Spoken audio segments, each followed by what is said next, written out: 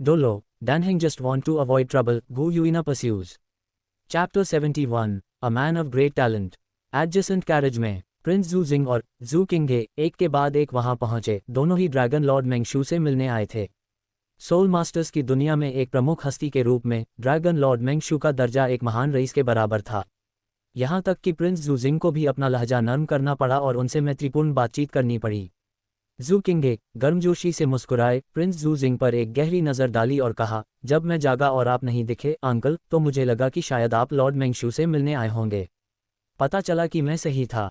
जू किंगे ने एक विनम्र मुस्कान बनाए रखी, लेकिन मन ही मन वह प्रिंस जू जिंग को कोस रहे थे। ये चालाक बूढ़ा लोमड़ी। कल रात उन्होंने मेंगशू के बारे में इतनी तिरस्कारपूर्ण बात की थी। ये स्पष्ट कर दिया था कि वे उनके बारे में ज़्यादा नहीं सोचते और यहाँ तक कि इस बात पर सहमत हुए थे कि वे कोई बातचीत नहीं करेंगे। उन्हें बिना किसी मेल जोल के भोर में ही निकलना था। फिर भी अब भोर होते ही ये निर्लज बूढ़ा पहले ही यहाँ आ धमका था। प्रिंस जू जिंग दिल खोलकर हंसे और बोले, बिल्कुल, क्या मैंने पहले तुमसे इसका जिक्र नहीं किया था? लॉर्ड मेंगशू एक वीर पुरुष हैं, अपनी पत्नी के प्रति गहराई से समर्पित हैं और मैं उनकी बहुत प्रशंसा करता हूँ। इसके अलावा हमारी पिछली बातचीत बहुत संक्षिप्त थी और शायद मैं थोड़ा अभद्र लगा होऊंगा। स्वाभाविक रूप से मुझे सम्मान देने और किसी भी गलतफहमी को दूर करने के लिए आना ही था। प्रिंस जू जिंग ने शर्मिंदगी का कोई संकेत नहीं दिखाया। राजनीति में धोखा आम बात थी और खेल जितना गंदा हो उतना ही बेहतर। तो क्या हुआ अगर जू किंगे ने इसे नोटिस किया? क्या वह इसके लिए अपने अंकल को काट लेगा? जू किंगे अपनी शिकायतों को पीते हुए अपनी कोमल मुस्कान बनाए रहे। मैंने भी यही सोचा था, हालांकि मुझे उम्मीद नहीं थी कि अंकल इतनी जल्दी पहुंच जाएंगे। चाचा और भतीजे की यह जोड़ी अपना शिष्टाचार का नाटक जारी रखे हुए थी। फिर उन दोनों ने ड्रैगन लॉर्ड मेंगशू के साथ बातचीत की, कुशलक्षेम और हंसी मजाक का आदान प्रदान किया। प्रिंस जू जिंग बातचीत को दिशा देने में माहिर थे। वे सोल मास्टर्स की दुनिया के दिलचस्प किस्से, साथ ही मेंगशू और उनकी पत्नी के महान कारनामों की कहानियां लेकर आए। इस बीच जू किंगे कभी कभी मेंगशू से सोल मास्टर्स से संबंधित मामलों पर उनके विचार पूछते रहे। अनिवार्य रूप से वे मेंगशू को अपने विचार व्यक्त करने का अवसर दे रहे थे, जिससे उन्हें सहज और सम्मानित महसूस हो सके। जू किंगे ने फिर मुस्कुराते हुए सुझाव दिया, क्यों न हम एक साथ यात्रा करें? एक दूसरे का साथ और समर्थन होना अच्छा रहेगा। वाकई लॉर्ड मेंगशू, आज आपसे बात करने के बाद मुझे ऐसा लग रहा है जैसे हमें बहुत पहले मिल लेना चाहिए था। अगर हम अभी अलग हो जाते हैं तो मुझे सचमुच पछतावा होगा। प्रिंस जू जिंग ने भावुक होते हुए कहा। हालांकि मेंगशू ने बस अपना सिर हिलाया और उत्तर दिया, मैं इस प्रस्ताव की सराहना करता हूं, लेकिन मैं वर्तमान में एक दोस्त के साथ यात्रा कर रहा हूं। मैं ये निर्णय अकेले नहीं ले सकता। बोलते समय उन्होंने दान हैंग की कैरेज की ओर देखा। हेवन डाओ इंपीरियल फैमिली की राजनीति से निपटने की तुलना में मेंगशू वास्तव में दान हैंग के साथ समय बिताना पसंद करते थे। कम से कम वहां कोई साजिश नहीं थी। प्रिंस जू जिंग और जू किंगे ने एक दूसरे की ओर देखा। क्षण भर के लिए वे ठिठक गए। उन्होंने अपना ध्यान दूसरी कैरेज की ओर लगाया। मेंगशू की शानदार सवारी के विपरीत दान हैंग की कैरेज विशाल थी लेकिन साधारण बनी हुई थी। ये तुरंत स्पष्ट हो गया कि वह न तो कोई रईस था और न ही विशेष रूप से अमीर। ऐसा व्यक्ति ड्रैगन लॉर्ड मेंगशू का मित्र हो सकता है। इससे पहले उन्होंने मान लिया था कि वह केवल मेंगशू के नौकरों में से एक था। क्या मैं पूछ सकता हूँ, लॉर्ड मेंगशू, आपके यह मित्र किस प्रकार के सम्मानित व्यक्ति हैं? प्रिंस जू जिंग ने जिज्ञासा के साथ पूछा। जू किंगे भी उत्सुक थे और जवाब सुनने का इंतजार कर रहे थे। मेंगशू ने सिर हिलाया और कहा, नहीं, वह न तो सोल मास्टर है और न ही कोई रईस, लेकिन वह एक सच्चा दोस्त है जिसका चरित्र बेदाग है। हालांकि अभी छोटा है, फिर भी मैं कह सकता हूँ। मेंगशू ने दान हैंग की प्रशंसा करना जारी रखा, उसके बारे में इतनी ऊंची बातें की जैसे कि वह किसी देवता का वर्णन कर रहे हों। ये जानकर कि दान हैंग केवल एक साधारण व्यक्ति था, प्रिंस जू जिंग की दिलचस्पी लगभग तुरंत ही खत्म हो गई। वह मन ही मन मेंगशू का मजाक उड़ाने से खुद को नहीं रोक सके। केवल एक असभ्य सोल मास्टर ही ऐसे व्यक्ति को इतने ऊंचे पायदान पर रख सकता है। जू किंगे हालांकि धैर्यपूर्वक सुन रहे थे। इस मामले में वह प्रिंस जू जिंग की तुलना में कहीं अधिक शांत थे। वह मुस्कुराए और पूछा, ओह लॉर्ड मेंगशू, क्या आप कह रहे हैं कि ये दान हैंग एक महान विद्वान है? बिल्कुल, उनका ज्ञान विशाल और गहरा है। उनसे बेहतर सिद्धांतों को समझने वाला कोई नहीं है। मेंगशू ने उनके उपेक्षापूर्ण व्यवहार को देखते हुए जानबूझकर दान हैंग के स्तर को और ऊंचा कर दिया। जैसे ही जू किंगे कुछ विनम्र चापलूसी करने वाले थे, उनके पीछे से एक नर्म और सुखद महिला स्वर गूंजा। मेरे पति को लॉर्ड मेंगशू, आपसे इतनी ऊंची प्रशंसा सुनकर निश्चित रूप से शर्मिंदगी महसूस होगी। जैसे ही यह आवाज़ उनके कानों तक पहुंची, उस व्यक्ति को देखे बिना भी प्रिंस जूजिंग और अन्य लोगों ने सहज रूप से मान लिया कि वह निश्चित रूप से एक आश्चर्यजनक सुंदरी होगी। पीछे मुड़कर देखा तो उन्होंने एक महिला को सफ़ेद पोशाक में शालीनता से आते देखा। उसका अंदाज गरिमापूर्ण था और हालांकि उसकी पोशाक साधारण और पारंपरिक थी, चेहरे पर नकाब था, लेकिन सिर्फ उसकी मनमोहक आंखें ही उन्हें मंत्रमुग्ध करने के लिए काफ़ी थीं। दान हैंग वास्तव में मेरी प्रशंसा के पात्र हैं। यह उनकी पत्नी है, मेंगशू ने परिचय कराया। गु युइना ने थोड़ा सिर हिलाया और जू किंगे की ओर देखा। सिर्फ एक नज़र में उसने आसानी से उस वेश को पहचान लिया। यह कोई पुरुष नहीं बल्कि एक युवती थी। बेशक ये सबसे जरूरी मामला नहीं था। अब जो मायने रखता था वह यह था कि चूंकि हेवेनडाओ इंपीरियल फैमिली के सदस्य उनके पास आए थे, इसलिए यह उनके पति की प्रतिष्ठा बढ़ाने का सही अवसर था। वह उन्हें दान हैंग का सम्मान करने पर मजबूर कर देगी और उन्हें राजनीतिक क्षेत्र में खींच लाएगी। मैडम, क्या आप अपना नकाब हटाने का कष्ट करेंगी? प्रिंस जूजिंग ने मुस्कुराहट के साथ पूछा। योर हाइनेस, कृपया अपना व्यवहार उचित रखें। मेंगशू अचानक गरज उठे, उनकी नज़र चेतावनी से भरी थी। कुछ ही क्षण पहले की हल्की फुल्की बातचीत अब पूरी तरह से सती लग रही थी। बस एक आकस्मिक टिप्पणी के साथ मेंगशू का पूरा रवैया बदल गया। अब उन्हें प्रिंस जूजिंग के प्रति कोई शिष्टाचार दिखाने की परवाह नहीं थी। प्रिंस जूजिंग के चेहरे पर शर्मिंदगी की एक लहर दौड़ गई और वह अजीब तरह से हंसे। जू किंगे मुस्कुराए और बोले, लॉर्ड मेंगशू ने उल्लेख किया कि दान हैंग एक महान विद्वान हैं। संयोग से हम अभी डोलो कॉन्टिनेंट की वर्तमान स्थिति पर चर्चा कर रहे थे। वर्तमान में हेवेनडाओ और स्टालुओ संतुलन में हैं, लेकिन दोनों साम्राज्यों ने अलग अलग रणनीतियां चुनी हैं। हम सोल मास्टर ताकतों के साथ गठबंधन में हैं, जबकि स्टालुओ एम्पायर सैन्य विस्तार पर निर्भर है। सवाल यह है, कौन सा दृष्टिकोण वास्तव में सही है? हमारा मानना है कि सोल मास्टर्स के साथ अपने गठबंधन के कारण हेवेनडाओ को बढ़त हासिल है। लॉर्ड मेंगशू टिप्पणी नहीं करना पसंद करते हैं। हालांकि जब हमने स्टालुओ के माध्यम से यात्रा की तो वहां के रईसों का दृढ़ विश्वास था कि उनका सैनिकरण उन्हें अंतिम विजय की ओर ले जाएगा। अगर दान हैंग उतने ही जानकार हैं जितना लॉर्ड मेंगशू दावा करते हैं, तो मुझे आश्चर्य है कि इस मामले में उनकी क्या अंतर्दृष्टि हो सकती है। ये सुनकर गु युइना के होठों पर एक सूक्ष्म मुस्कान आ गई। वह भी अवसर पैदा करने के तरीकों के बारे में सोच ही रही थी। कितनी सुविधा की बात है कि एक अवसर अभी उसे परोसा गया था। उस पल में मेंगशू और उनका परिवार भी अब उतना परेशान करने वाला नहीं लग रहा था। गु युइना ने धीरे से उत्तर दिया, कृपया एक क्षण प्रतीक्षा करें। मैं जाकर अपने पति से पूछती हूँ। यदि वे मेरे पति हैं तो वे निश्चित रूप से सत्य को स्पष्ट रूप से देखेंगे। ये टिप्पणी छोड़कर गु युइना मुड़ी और शालीनता से कैरेज में लौट गई। जू किंगे ने स्थिति पर ज्यादा विचार किए बिना उसे वापस जाते हुए देखा। उन्होंने बातचीत को अजीब होने से बचाने के लिए केवल विषय उठाया था। प्रिंस जूजिंग, हालांकि मेंगशू द्वारा उपेक्षित किए जाने से नाराज थे और अब इस सभा के लिए उनके पास बहुत कम धैर्य था। काफी देर हो रही है। किंगे, क्या हमें अपने रास्ते पर नहीं चलना चाहिए? प्रिंस जूजिंग ने सपाट स्वर में कहा। जू किंगे ने सिर हिलाया। क्या हमने अभी यह नहीं कहा था कि हम दान हैंग की राय सुनेंगे? अगर हम एक साथ यात्रा कर सकें तो यह और भी बेहतर होगा। प्रिंस जूजिंग ने अपनी भौहें सिकोड़ लीं। वह जानते थे कि जू किंगे जानबूझकर उनके खिलाफ जा रहे थे। ये जानते हुए भी कि मेंगशू के साथ उनके संबंध खराब हो गए थे, जू किंगे फिर भी उन्हें एक साथ लाने की कोशिश कर रहे थे। End of chapter. Dolo, Dan Heng just want to avoid trouble. Gu Yuina pursues. Chapter 72. Please stop talking. किंगे, मैं कॉन्वॉय को व्यवस्थित करने के लिए वापस जाऊंगा और उन्हें तैयार करूंगा। प्रिंस जूजिंग ने एक और बहाना ढूंढ लिया। मेंगशू द्वारा उपेक्षित किए जाने के बाद अब उनकी बातचीत जारी रखने में कोई दिलचस्पी नहीं थी। हालांकि मेंगशू जैसे शक्तिशाली सोल मास्टर से दोस्ती करना उपयोगी था, लेकिन वह खुद को अपमानित नहीं होने देना चाहते थे। इसके अलावा उनके पॉइजन डोलो के साथ करीबी संबंध थे, इसलिए वह मेंगशू की चापलूसी करने के लिए उतावले नहीं थे। हालांकि जू किंगे मुस्कुराए और बोले, ओह चिंता न करें रॉयल अंकल, मेरे आने से पहले ही मैंने सारी तैयारियां कर ली थीं।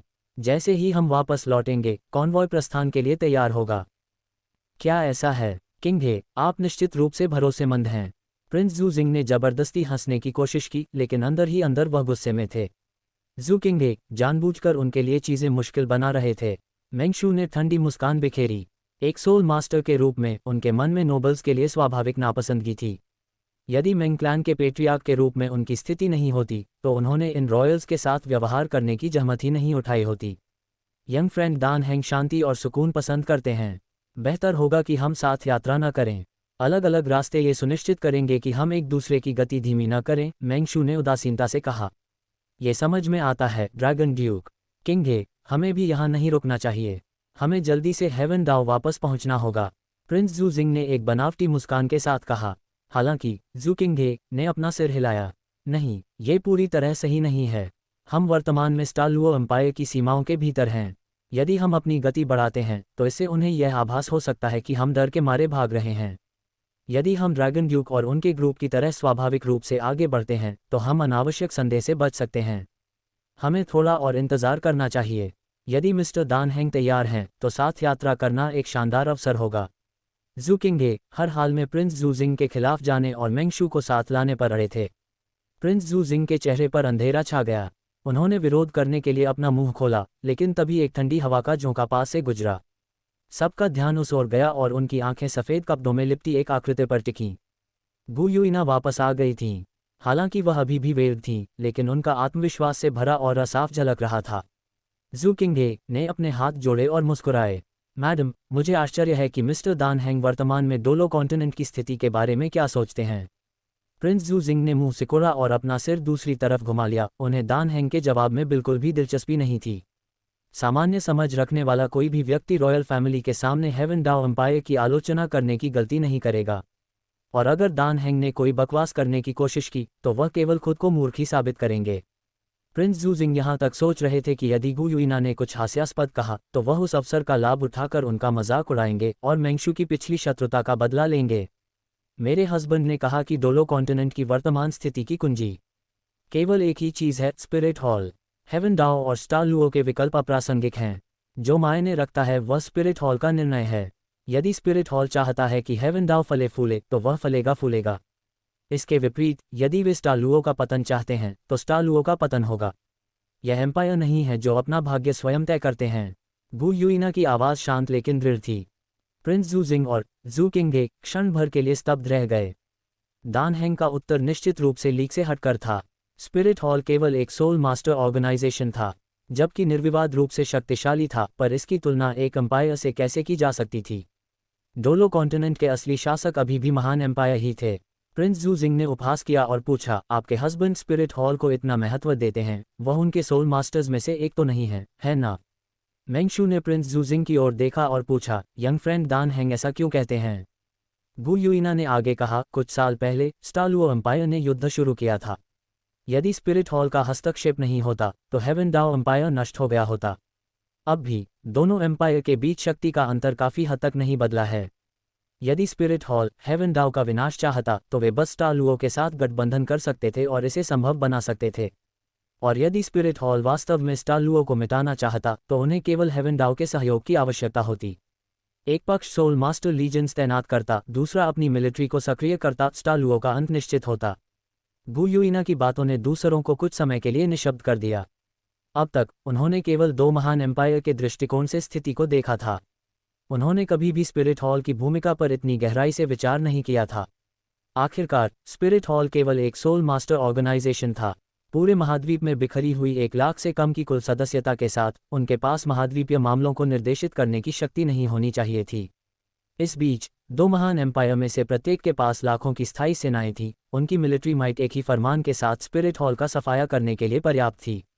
लेकिन गु युइना के शब्दों ने उन्हें पुनर्विचार करने के लिए मजबूर कर दिया। क्या डोलो कॉन्टिनेंट का भाग्य वास्तव में स्पिरिट हॉल के हाथों में था? जू किंगे के चेहरे के हाव भाव थोड़े बदल गए। स्पिरिट हॉल द्वारा लगाए गए एक सीक्रेट एजेंट के रूप में वह नहीं चाहती थी कि स्पिरिट हॉल संदेह का लक्ष्य बने।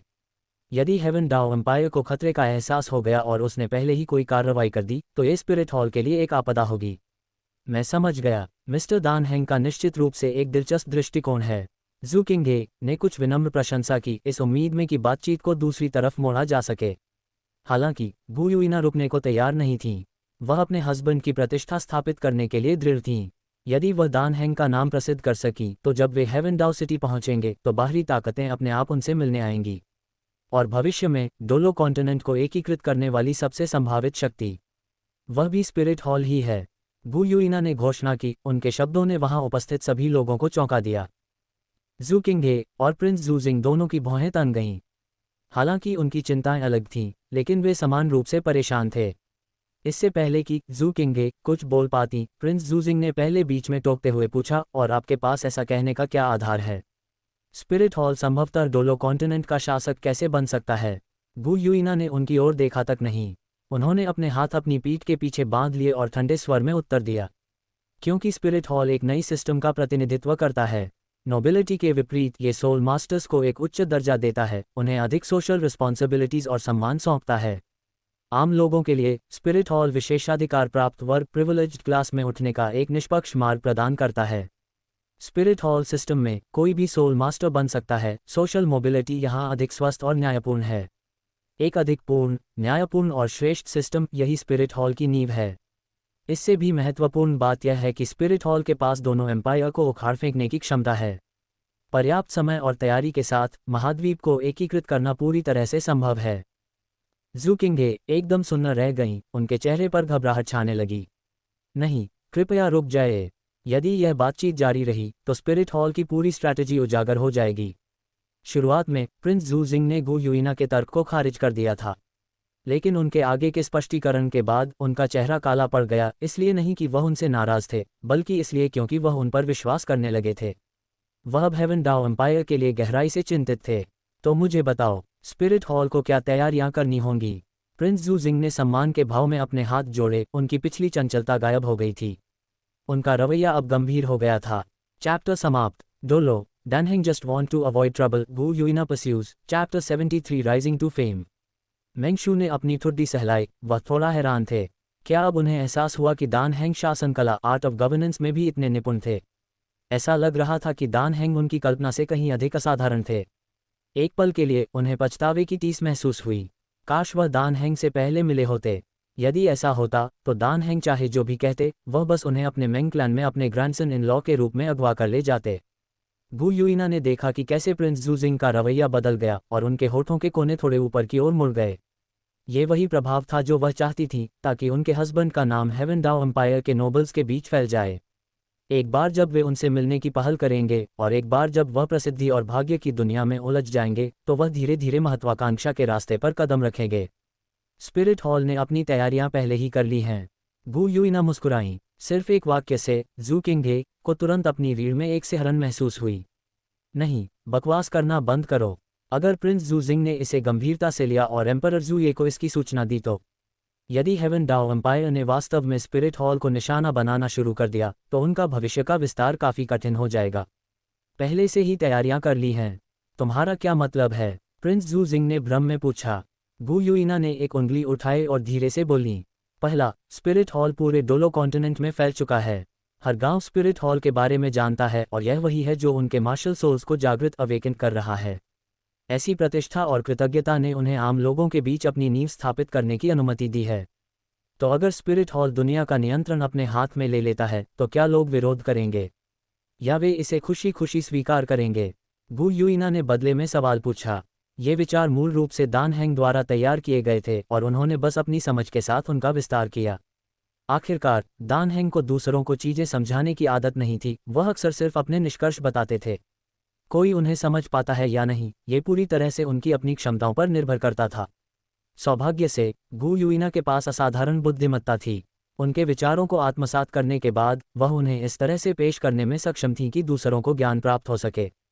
गु यूइना की बातें सुनकर प्रिंस ज़ू जिंग की भौहें तन गईं और वह गहरे विचार में डूब गए। सामान्य तौर पर आम लोगों में राष्ट्रीय वफादारी की कुछ भावना होती है, विशेष रूप से एक एम्पायर के नागरिकों में। यदि बाहरी लोग अचानक उनके शहर पर आक्रमण करते हैं और उसका झंडा बदल देते हैं, तो वे इसे स्वीकार करने के इच्छुक नहीं होंगे। कुछ लोग तोड़फोड़ की हरकतों में भी शामिल हो सकते हैं। लेकिन अब लोगों के बीच स्पिरिट हॉल की प्रतिष्ठा को देखते हुए, यदि स्पिरिट हॉल वास्तव में हेवन डाओ एम्पायर के शहरों पर कब्जा कर लेता है, तो आम लोग किसका समर्थन करेंगे? नहीं, इसमें कोई संदेह नहीं था, वे निश्चित रूप से स्पिरिट हॉल का समर्थन करेंगे। नोबिलिटी द्वारा आम लोगों के शोषण की तुलना में स्पिरिट हॉल व्यावहारिक रूप से उनका महान परोपकारी बेनिफैक्टर था। ज़ू किंगे के मुंह का कोना फड़क उठा।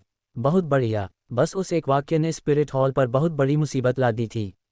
अब जब हेवन डाओ एम्पायर को सतर्क कर दिया गया था, तो ये सोचना कि वे स्पिरिट हॉल को बिना किसी रोक टोक के लोगों का दिल जीतना जारी रखने देंगे, एक मूर्खतापूर्ण सपने के अलावा और कुछ नहीं था। धिक्कार है स्पिरिट हॉल के वे महत्वाकांक्षी भेड़िए, ये सोचने के लिए कि उनकी शुरू से ही ऐसी योजना थी। कोई आश्चर्य नहीं कि उन्होंने एम्पायर को सोल अवेकनिंग्स में हस्तक्षेप करने से मना कर दिया था। प्रिंस जू जिंग ने अपने दांत पीस लिए।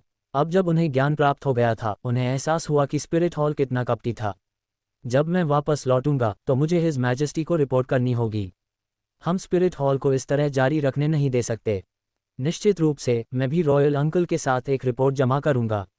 जू किंगे ने एक बनावटी मुस्कान दी, हालांकि वह स्पष्ट रूप से तनावपूर्ण थी। लेकिन प्रिंस जू जिंग के विपरीत उनकी भावनाएं अलग तरह की थीं। उन्हें अब बस एक ही बात का पछतावा था, उन्हें यह विषय क्यों उठाना पड़ा। दूसरा, गु युइना ने दूसरी उंगली उठाए। ये सुनकर जू किंगे ने थोड़ा अपना मुंह खोला। वह गु युइना से बात बंद करने के लिए कहना चाहती थीं। कृपया माय लेडी जारी रखें। प्रिंस जू जिंग उत्सुकता से आगे झुके। स्पिरिट हॉल ने सोल मास्टर बलों पर अपना प्रभाव गहरा कर लिया है। वे आम लोगों के निम्न श्रेणी लोअर रैंकिंग के सोल मास्टर्स को सोल कॉइन्स प्रदान करते हैं। प्रिंस जू जिंग ने तुरंत आक्रोश के साथ खंडन किया। वह स्पिरिट हॉल का पैसा नहीं है, ये हमारे दो एम्पायर द्वारा प्रदान की गई फंडिंग है। स्पिरिट हॉल केवल उन संसाधनों को बर्बाद कर रहा है जो उनके नहीं हैं। ये कहते हुए प्रिंस जू जिंग और भी क्रोधित हो गए। उन्हें अचानक एहसास हुआ, तो यह उनकी योजना है। स्पिरिट हॉल आम सोल मास्टर्स का दिल जीतने के लिए इस पद्धति का उपयोग कर रहा है। वर्तमान में वे पूरे डोलो कॉन्टिनेंट के 70 से 80% सोल मास्टर्स को नियंत्रित करते हैं। भले ही अन्य सभी सोल मास्टर गुड सेना में शामिल हो जाएं, फिर भी वे स्पिरिट हॉल का मुकाबला नहीं कर पाएंगे। प्रिंस जू जिंग का चेहरा लोहे जैसा काला हो गया। केवल जब कोई स्पिरिट हॉल को एक वास्तविक दुश्मन के रूप में देखता है, तभी वे इसके भयानक प्रभाव को पूरी तरह से समझ सकते हैं। जब सोल मास्टर्स की बात आती थी तो पूरे महाद्वीप पर स्पिरिट हॉल का सर्वोच्च शासन था। जू किंगे अपनी भावनाओं को रोकने के लिए संघर्ष कर रही थीं। वे न केवल सोल कॉइन्स वितरित करते हैं, बल्कि वे continental advance spirit master academy tournament की मेजबानी भी करते हैं और अपर 3 और लोअर 4 सेक्ट्स की रैंकिंग करते हैं। ये सभी उनके प्रभाव को और मजबूत करने का काम करते हैं। गु युइना ने स्पिरिट हॉल की नापाक योजनाओं का पर्दाफाश करना जारी रखा। नीच, बिल्कुल नीच। प्रिंस जू जिंग इतने गुस्से में थे कि उनकी नाक व्यावहारिक रूप से टेढ़ी हो गई थी। जहां तक जू किंगे की बात है, उनके चेहरे पर भी गुस्से का भाव था, लेकिन उनके भाव में निराशा का पुट था, जिससे उनका आक्रोश और भी असली लग रहा था। इस समय उन्हें अपनी जुबान चलाने पर सचमुच पछतावा हो रहा था। अब स्पिरिट हॉल के रहस्य पूरी तरह से उजागर हो चुके थे। इस क्षण से स्पिरिट हॉल का हर कदम जांच के दायरे में होगा।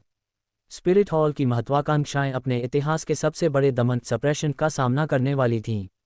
दूसरी ओर लॉन्ग गोंग मेंगशू मुस्कुरा रहे थे और उस कैरेज की ओर देख रहे थे जहां दान हेंग बैठे थे। वे बहुत प्रभावित महसूस कर रहे थे। प्रिंस जू जिंग के व्यक्तित्व को देखते हुए, यदि दान हेंग की बुद्धिमत्ता के प्रति उनकी प्रशंसा नहीं होती, तो उन्होंने बहुत पहले ही दान हेंग को सामने आने की मांग की होती। अकेले यही इस बात का प्रमाण था कि दान हेंग के विचार कितने मूल्यवान थे। क्या मिस्टर दान हेंग ने इस बारे में कुछ कहा कि स्पिरिट हॉल आगे क्या करेगा? प्रिंस जू जिंग ने निराशा की एक संक्षिप्त अवधि के बाद एक बार फिर विनम्रतापूर्वक पूछताछ की। अपने सामान्य चंचल व्यवहार के बावजूद वह और उनका भतीजा जुबंग दोनों वास्तव में तीखी नज़र वाले व्यक्ति थे जो सच्ची प्रतिभा को पहचान सकते थे। अब दान हेंग के विचारों को सुनने के बाद वह पहले से ही उन्हें अपने दिल में एक डिवाइन स्ट्रैटेजिस्ट, दिव्य रणनीतिकार के रूप में मानने लगे थे। इतनी बुद्धिमत्ता वाले व्यक्ति का सम्मान किया जाना चाहिए। मेरे हस्बैंड ने एक बात का उल्लेख किया। यदि स्पिरिट हॉल महाद्वीप को जीतने की महत्वाकांक्षा रखता है, तो उनका ध्यान मुख्य रूप से हेवेनडाउ एम्पायर के भीतर के किंगडम्स और डचीज पर होना चाहिए, उनकी ताकत को आत्मसात करना। कुल मिलाकर स्ट्रैटेजी ये होगी कि पहले हेवेनडाउ को दबाया जाए, फिर स्टालुओं पर निर्णायक हमला किया जाए, मुख्य रूप से आंतरिक अराजकता भड़काने के लिए उनके लीडरशिप को निशाना बनाया जाए। उसके बाद अपनी गति के साथ वे हेवेनडाउ का सफाया कर देंगे। गु युइना ने सहज भाव से कहा। जू किंगे 2 कदम पीछे हट गईं और अविश्वास में गु युइना को देखने लगीं। उन्होंने सब कुछ सही बताया था। दान हेंग ने जो कहा था वह बिल्कुल स्पिरिट हॉल की शीर्ष गुप्त टॉप सीक्रेट दीर्घकालिक रणनीति थी। केवल कुछ ही लोग इस बारे में जानते थे और अब गु युइना ने ये सब प्रकट कर दिया था। ये बहुत अच्छी तरह से निर्धारित कर सकता था कि क्या स्पिरिट हॉल जीवित भी रह पाएगा। सब खत्म हो गया था। स्पिरिट हॉल की उत्तराधिकारी और एंजल क्लैन की भविष्य की वारिस के रूप में उन्होंने अभी अभी अपने ही गुट पर एक अभूतपूर्व संकट को आमंत्रित किया था। अब से स्पिरिट हॉल के सुचारू रूप से चलने के दिन खत्म हो गए थे। स्पिरिट हॉल की महत्वाकांक्षाएं अब तक के अपने सबसे बड़े दमन का सामना करने वाली थीं। जू किंगे के पास अब केवल एक ही विचार बचा था। यदि वह 1 घंटे पीछे जा पाती तो वह कभी यहाँ नहीं आती या डोलो कॉन्टिनेंट के राजनीतिक परिदृश्य का विषय नहीं उठाती। अब स्पिरिट हॉल पूरी तरह से बेनकाब हो गया था। प्रिंस जू जिंग एक पल के लिए चुप रहे। फिर एक गंभीर अभिव्यक्ति के साथ वह अचानक गु युइना की ओर गहरे सम्मान में झुके, फिर दान हैंग के कैरेज की ओर मुड़े और एक बार फिर झुके। एक प्रिंस के लिए ऐसा व्यवहार करना उस श्रद्धा का प्रमाण था जो वह अब दान हैंग की बुद्धिमत्ता के लिए रखते थे। मिस्टर दान हैंग, आप वास्तव में एक डिवाइन स्ट्रैटेजिस्ट हैं। मैं, जू जिंग, आपका मार्गदर्शन पाकर सम्मानित महसूस कर रहा हूँ। मेरी कृतज्ञता की कोई सीमा नहीं है। प्रिंस जू जिंग ने अपनी सच्ची सराहना व्यक्त की। चैप्टर समाप्त। Dolo, Dan Heng just want to avoid trouble, Gu Yuina pursues. Chapter 74, What a disaster. साथ यात्रा करना। बिल्कुल, मुझे इसके लिए अपने हस्बैंड की राय की भी ज़रूरत नहीं है, मैं खुद यह फैसला ले सकती हूँ। गु युइना तुरंत सहमत हो गईं। हेवन डाओ एम्पायर की रॉयल फैमिली के साथ यात्रा करने से वे उनके हस्बैंड की प्रतिभा के प्रति और भी अधिक आकर्षित होंगे। वह यह मानने को तैयार नहीं थीं कि वे उदासीन रह सकते हैं, वह चीज़ों को और हवा देना चाहती थीं। गु युइना की योजना सीधी थी, वह दान हैंग की प्रतिष्ठा को ऊंचा उठाना चाहती थीं। और वह वास्तव में सफल रही थीं। भले ही जू किंगहे अब इसके लिए कितना भी पछता रही हो, वह और प्रिंस जू जिंग दोनों एक बात से पूरी तरह वाकिफ थे। दान हैंग के पास वास्तव में एक महान रणनीतिकार, ग्रैंड स्ट्रैटेजिस्ट की बुद्धि थी। कॉन्वॉय में वापस लौटते समय जू जिंग और जू किंगहे गहरी बातचीत कर रहे थे। ये भाग्य का एक अविश्वसनीय मोड़ है। हमें एक ऐसे व्यक्ति का साथ मिला है जिसमें प्राइम मिनिस्टर जैसी प्रतिभा है। अगर आप मुझसे पूछें तो दान हैंग एम्पायर के चांसलर बनने के योग्य हैं। उनकी बुद्धिमत्ता इस युग से कहीं आगे है। प्रिंस जू जिंग दान हैंग के प्रति प्रशंसा से भरे हुए थे और उनकी जमकर तारीफ कर रहे थे। जू किंगहे ने एक बनावटी मुस्कान दी, लेकिन अंदर ही अंदर वह बहुत परेशान थीं। हाँ, दान हैंग वास्तव में असाधारण रूप से प्रतिभाशाली हैं। लेकिन रॉयल अंकल, क्या आप वास्तव में मानते हैं कि स्पिरिट हॉल ऐसी महत्वाकांक्षाएं रखता है? आखिरकार दान हैंग केवल अटकलें स्पेक्यूलेटिंग लगा रहे थे, है ना? जू किंगहे ने स्थिति को संभालने की एक आखिरी कोशिश की। जू जिंग ठंडी हंसी हंसे और बोले, नहीं, ये सच होना चाहिए। स्पिरिट हॉल अतृप्त महत्वाकांक्षाओं वाले भेड़ियों से भरा है। उनके निश्चित रूप से ऐसे इरादे हैं। भतीजे, एक बार जब हम वापस लौटेंगे तो हमें तुरंत एक रिपोर्ट देनी होगी। पहली बार जू जिंग का सामान्य चंचल व्यवहार गायब हो गया था और उसकी जगह एक बेहद गंभीर अभिव्यक्ति ने ले ली थी। जू किंगहे ने सिर हिलाया, लेकिन उनकी आंखों में हिचकिचाहट की एक झलक थी। यदि वे हेवन डाओ एम्पायर लौटते हैं और एम्परर जू ये को इसकी रिपोर्ट करते हैं तो स्पिरिट हॉल की महत्वाकांक्षाएं चकनाचूर हो जाएंगी। यदि अब युद्ध छिड़ गया तो स्पिरिट हॉल के पास बचने का कोई रास्ता नहीं बचेगा। लेकिन अगर वे कुछ नहीं करते और चीज़ों को बस होने देते तो भी स्पिरिट हॉल को विनाशकारी नुकसान उठाना पड़ता, जिससे आगे बढ़ने का कोई भी मौका खत्म हो जाता। ये दोनों एम्पायर द्वारा दमन का प्राथमिक लक्ष्य भी बन सकता था। तो क्या होगा यदि इस जानकारी के एम्परर तक पहुंचने से पहले ही वे दान हैंग को खत्म कर दें? जू किंगहे के मन में एक भयानक विचार ने जड़ जमा ली। उनके पास रक्षक के रूप में 2 टाइटल डोलोस थे। यदि ये केवल दान हैंग, उनके परिवार और ड्रैगन ड्यूक मेंगशू को निशाना बनाकर की गई एक हत्या असैसिनेशन होती, तो सफलता की दर काफ़ी अधिक होगी, है ना? उसके बाद वे इसे एक दुर्घटना का रूप दे सकते थे जिससे ये स्टालुओ एम्पायर की सेनाओं द्वारा किया गया हमला लगे। अराजकता का फायदा उठाते हुए वे प्रिंस जू जिंग को भी रास्ते से हटा सकते थे। लेकिन वे बिना कोई सुराग छोड़े ये कैसे कर सकते थे? जू किंगहे गहरे चिंतन में डूब गईं। भतीजे, तुम क्या सोच रहे हो? तुम भटके हुए लग रहे हो। जू जिंग ने भौहें सिकोड़ीं। आह, कुछ नहीं रॉयल अंकल, मैं बस सोच रहा था, दान हैंग से मिलना हमारे लिए एक बड़ा अवसर है। चाहे कुछ भी हो, हमें उनके लिए एक पुरस्कार की सिफारिश करनी चाहिए और फिर उन्हें हेवन डाउ सिटी में आमंत्रित करने का रास्ता खोजना चाहिए, है ना?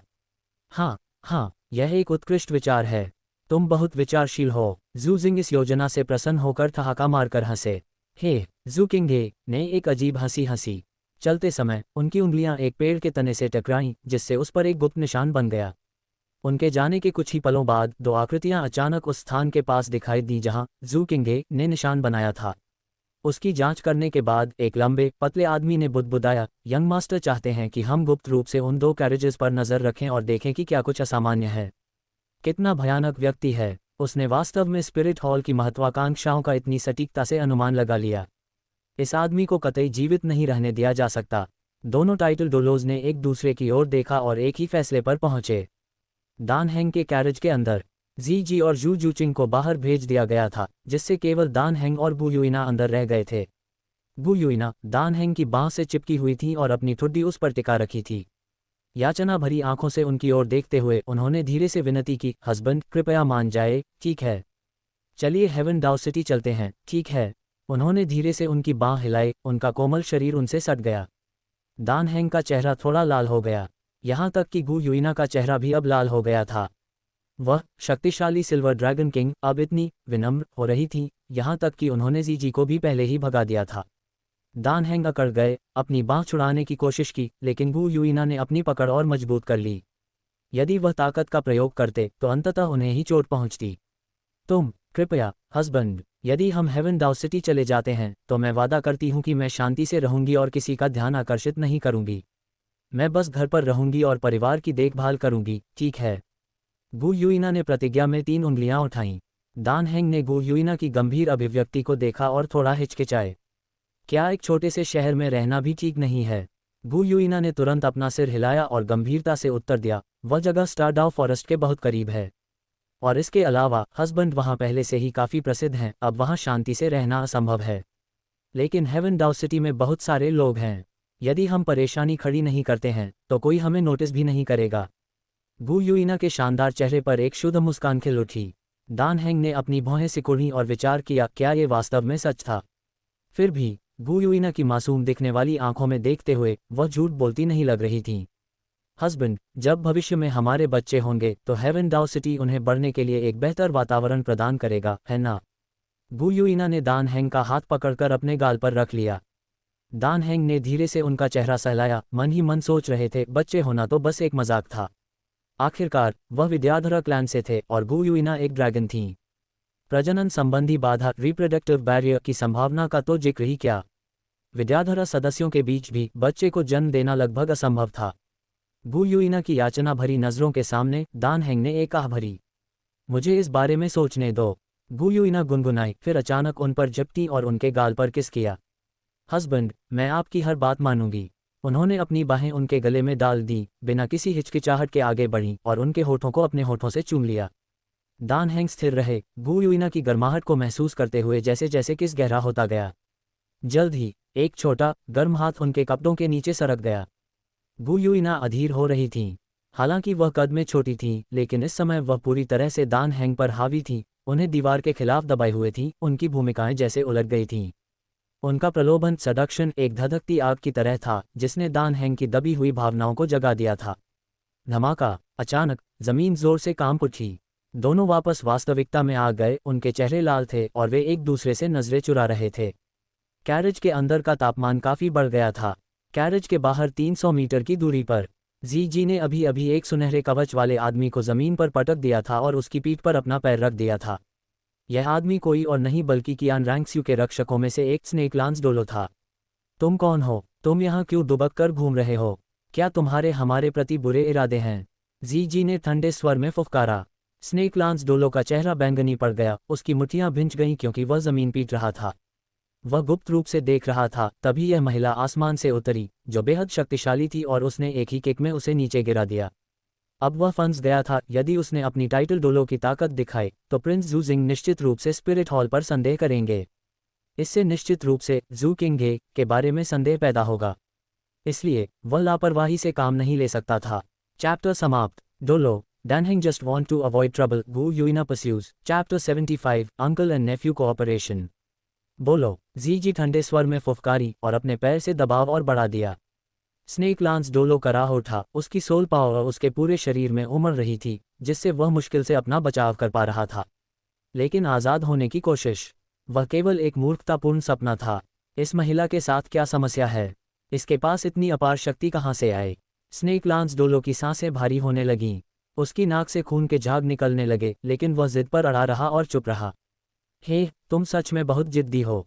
ठीक है, अगर ऐसी बात है तो क्या मुझे तुम्हें कुचल कर मार डालना चाहिए? अभी भी नहीं बोलोगे? जी ने धमकी दी। उसने मूल रूप से गु युइना से कोई मिशन नहीं लिया था, इसे पकड़ना पूरी तरह से इत्तेफाक था। उसे जाने देना है या मार डालना, ये पूरी तरह से उस पर निर्भर था। और ड्रैगन क्लैन के गौरव के साथ अपने पैरों के नीचे एक चींटी एंट को कुचलना उसे आनंददायक लग रहा था। स्नेक लांस डोलो वास्तव में जी के किलिंग इंटेंट को महसूस कर सकता था।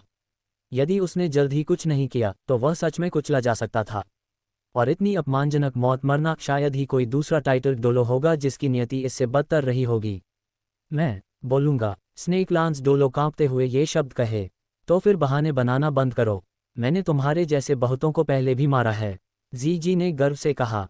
खांसी, खांसी। स्नेक लांस डोलो ने अपने मुंह की ओर इशारा किया, ये संकेत देते हुए कि उसे इतनी जोर से दबाया गया है कि वह बोल नहीं पा रहा। धत, कितनी मुसीबत है। जी ने मुंह बनाया लेकिन अपने पैर की पकड़ ढीली कर दी। अगले ही पल स्नेक लांस डोलो के हाथ में अचानक एक स्नेक स्पीयर दिखाई दी। एक जहरीले सांप के वार की तरह उसने अपनी पकड़ बदली और इसे सीधे जी के सिर पर दे मारा। जी ने इस हमले का पहले ही अनुमान लगा लिया था। उसे किसी हथियार की जरूरत नहीं थी, उसने केवल अपने खाली हाथों से स्पीयर का सामना किया। बैंग, एक दबी हुई आवाज गूंजी। जी ने स्नेक स्पीयर को पकड़ लिया था। स्नेक लांस डोलो अविश्वास में सुन्न रह गया, वह जी को घूरने लगा। मांस और खून का एक साधारण शरीर, वास्तव में उसकी स्नेक स्पीयर को आमने सामने रोक लिया। क्या यह महिला इंसान भी थी?